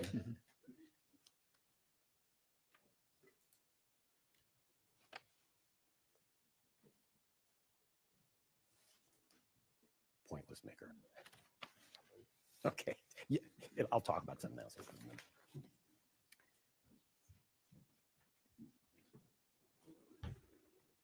I'd like to talk with you about two numbers. And the first one is this one. 0. The defense is right. We're going to tell you that what you just heard is a lot of nonsense. And the reason why it's nonsense is the defense has no credible evidence to back up any of their theories as to why the state is wrong. Let's start out with Michael Cochran himself. They have a very schizophrenic approach to Michael Cochran. One theory of the defense is he was this macho bodybuilding, fit guy, athlete, jeep pulling, super stud guy. That's one theory. Now they have some evidence that he was very concerned about his fitness, very concerned about his appearance. We would agree with that. But did that lead to his death? Zero evidence to support that. On the other side, oh my gosh, the guy was a ticking time bomb. The defense words, a ticking time bomb. He was so sickly. He was essentially a guy with 1 foot in the grave and 1 foot on a banana peel. They don't really have any evidence of that either. He was just a normal 38 50-year-old healthy male and a good guy by all accounts. So the hospitalizations that they've relied upon to tell you how sickly this man was, where did most of the information come from that? Medical records. Who provided histories for that? The defendant. The defendant told the doctors all of these things about Michael Cochran. It didn't come from other reliable sources. It came from a very unreliable source, her.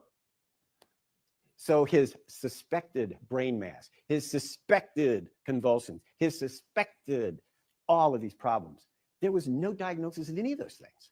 They were suspected. And they were suspected because she told them to suspect that stuff.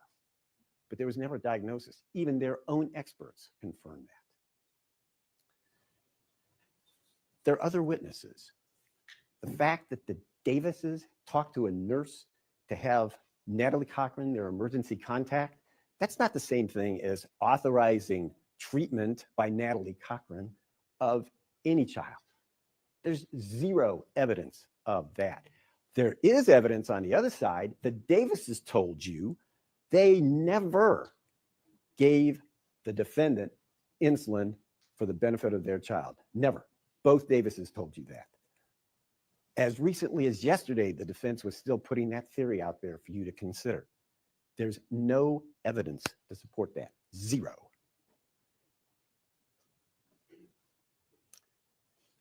Mr. Treadway's testimony was Mr. Treadway's testimony.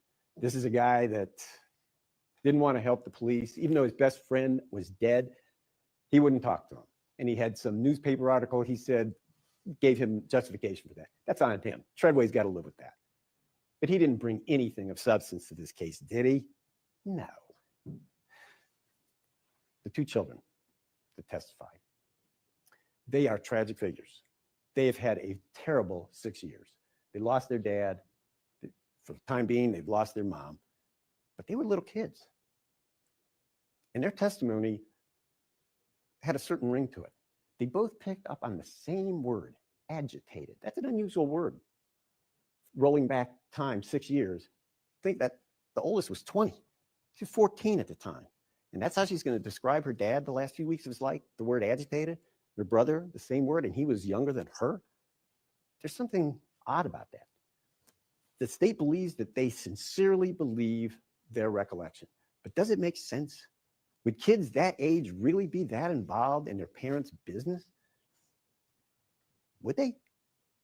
Well, it's possible, but that's not very likely. The defense experts, nice people, very sincere, but they're in a little silo. If those forensic pathologists can't cut on a dead body and come up with a smoking gun reason, then their opinion was they won't give you a cause of death or manner of death, even though Dr. Banerjee said, oh no, we don't do this in darkness. We look at all the facts, we look at all the circumstances, and the autopsy is just a part of the process of determining these things. But was it? Did she have any facts that were right at all? She had a few, but not many. And in her own report, she said, if other information is brought to my attention, I reserve the right to change my opinion. Well, she had a bunch of other information, but she still wouldn't change her opinion. Why not? That's just her mindset. Did she have any experience in insulin cases? This was her first case, her first one. Dr. Drakovich, apparently he didn't have any insulin experience either. Now, the defense told you that the state has just gone all over the lot with its theories. Is that your recollection of the evidence? Did you hear any state witnesses say there was one injection of insulin? No. Did you say multiple? Because we don't know. But there are some things that we do know. Let's talk a little bit about how that balances out what the defense just told you. There's a lot of circumstances that need your consideration. First of all, this is a trained pharmacist, a pharmacist who knows about all sorts of medication, the impact of the medication, the dosage of medication. Beyond that, this defendant held herself out as a diabetes specialist. A diabetes specialist. That's another circumstantial piece of evidence to keep in your mind. on February 6th of 2019, on the basis of a supposed counterbalance to her cancer treatment, she needs to borrow a bottle of insulin. Another circumstance that needs to be held in the back of your mind. Because on that day, they were supposed to fly to the Bank of America. And yes, there is a merger with the federal case and this case, and that's where the merger takes place. You heard Trooper Heinzman discuss all of the things that the defendant had told her investors about the money that was supposed to be coming in, the money that was going to be coming in, the money that was almost going to come in, and it never did. Who else did she tell that to? Michael Cochran. So when the defense says, oh, he was up to his eyeballs in this, was he? Does the evidence support that? They have zero evidence to support that theory. Zero evidence. He did live a lavish lifestyle, but if he thought that the money was there for good cause and that the business was just supporting that lifestyle, was there anything wrong with that? Of course not. But this was a person who ran a Ponzi scheme. And the one thing you can count on for people that run Ponzi schemes is they will do whatever they can to keep it going. Is that what she did? That's exactly what she did. She was still shucking and jiving after Michael Cochran died. Right up until they executed the search warrant, she was doing ordinary business, selling the non-existent contracts, trying to get people to invest. So there is zero evidence that Michael Cochran was up to his eyeballs in this, but this defendant was up to her eyeballs and over her head in this fraud scheme by their own admission. Second number, 21. That's a big number. And that's the number we're going to rely on to convince you beyond a reasonable doubt that this defendant killed Michael Cochran. That number was the number of his blood glucose level at Raleigh General Hospital at 8:30, the day of his collapse. Now, unlike the defense witnesses, the state witnesses were unified and very clear as to what caused that 21 number. Dr. Krieger had 13 likely causes of low blood sugar, hypoglycemia. She eliminated all but insulin. And she's got a good reason for all of them. You heard her testimony. All of those were potentially valid causes of the condition that led to the brain swelling, that led to the death of Michael Cochran, all of them. But she eliminated by logic and by her scientific skills and experience in insulin cases that it had to come from insulin. Dr. Uribe, another experienced insulin investigator. Both of those two were involved in the Clarksburg VA murder cases where a nurse was killing veterans with insulin. Those two were the government's star witnesses. They know what they're talking about when it comes to insulin. And it comes to insulin killing people. That's what they do. So that 21 was never overcome by a single shred of credible evidence by the defense. Not once. No one's told you from the state that there were single injections, multiple injections. We don't know the answer to that. We do know that Michael Cochran's death was caused by insulin and reducing his blood sugar to a fatal level, and the resulting changes in his brain killed that man. Circumstantial evidence is the basis of this case, and let's get this a nice, straightforward example of what that is. It's January in Raleigh County. You look outside your window and you see frost on your neighbor's truck, frost on the ground. Stars are out, moon may be out. You go to bed. You wake up the next morning and there's 8 inches of snow on top of the truck and on top of your grass. Did you see it snow? No. Did it snow? You absolutely know it did. That's circumstantial evidence. Ladies and gentlemen, the state of West Virginia has dumped a blizzard of circumstantial evidence on this defendant. Until today, 2 weeks in an American courtroom. And until today, you never heard the word justice. Well, do justice for Michael Cochran. Find this defendant guilty of first-degree murder, because that's exactly what she did. Thank you.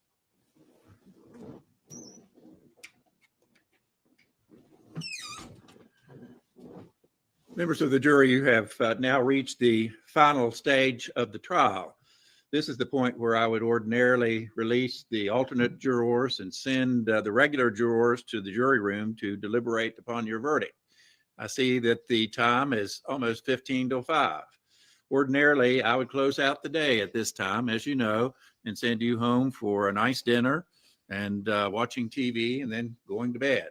However, you folks are in the catbird seats. You are the judges of the facts, and you can tell me at this juncture what you want to do. And if you would like to retire now to deliberate upon the verdict, that would be fine. We will stay here and we will wait until you reach a verdict. However, if you would like to start afresh tomorrow so that you've gotten a good night's sleep and you can think a little more clearly.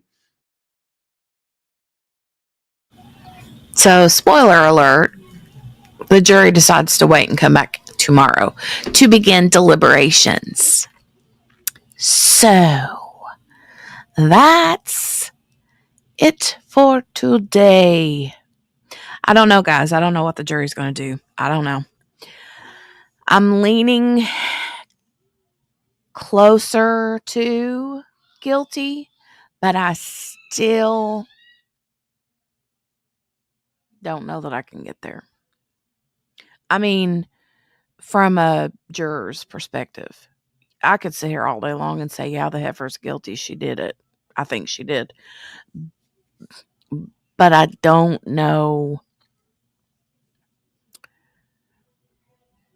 yeah. Don't know that I can get there on a jury form, verdict form. So, yeah. They're supposed to be back at 9 in the morning and begin deliberations. So,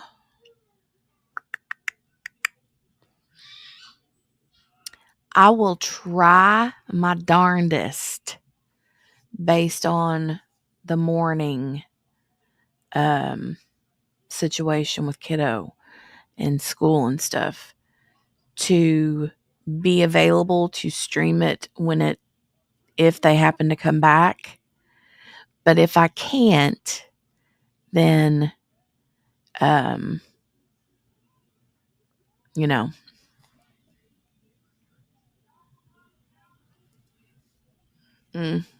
it is what it is, I mean, I'm not going to ask you guys to wait on me.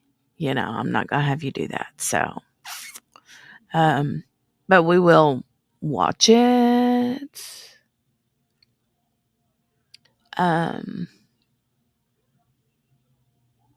Yeah. Hold on a second. I have to cough.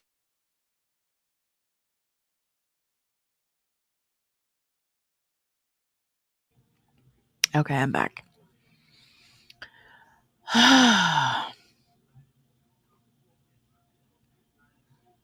Yeah, we'll absolutely do a poll. Yeah. And that's a good idea too, to do one.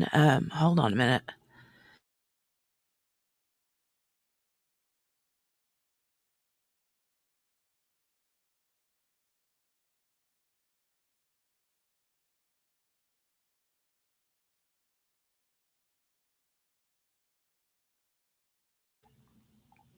Sorry. I took a drink of my last little sip of coffee. And I think a coffee ground went down the hatch too. Ugh. Can't stand that. Anyway, that's half the thrill, right, Brenda? I know. I mean, you guys can if you want to. I'm not saying don't. And I don't think they'll come back with a verdict that quick anyway, so I'd say we'll be okay. But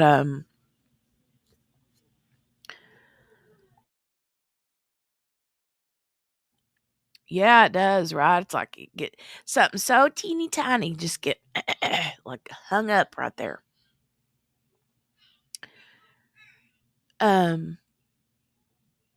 But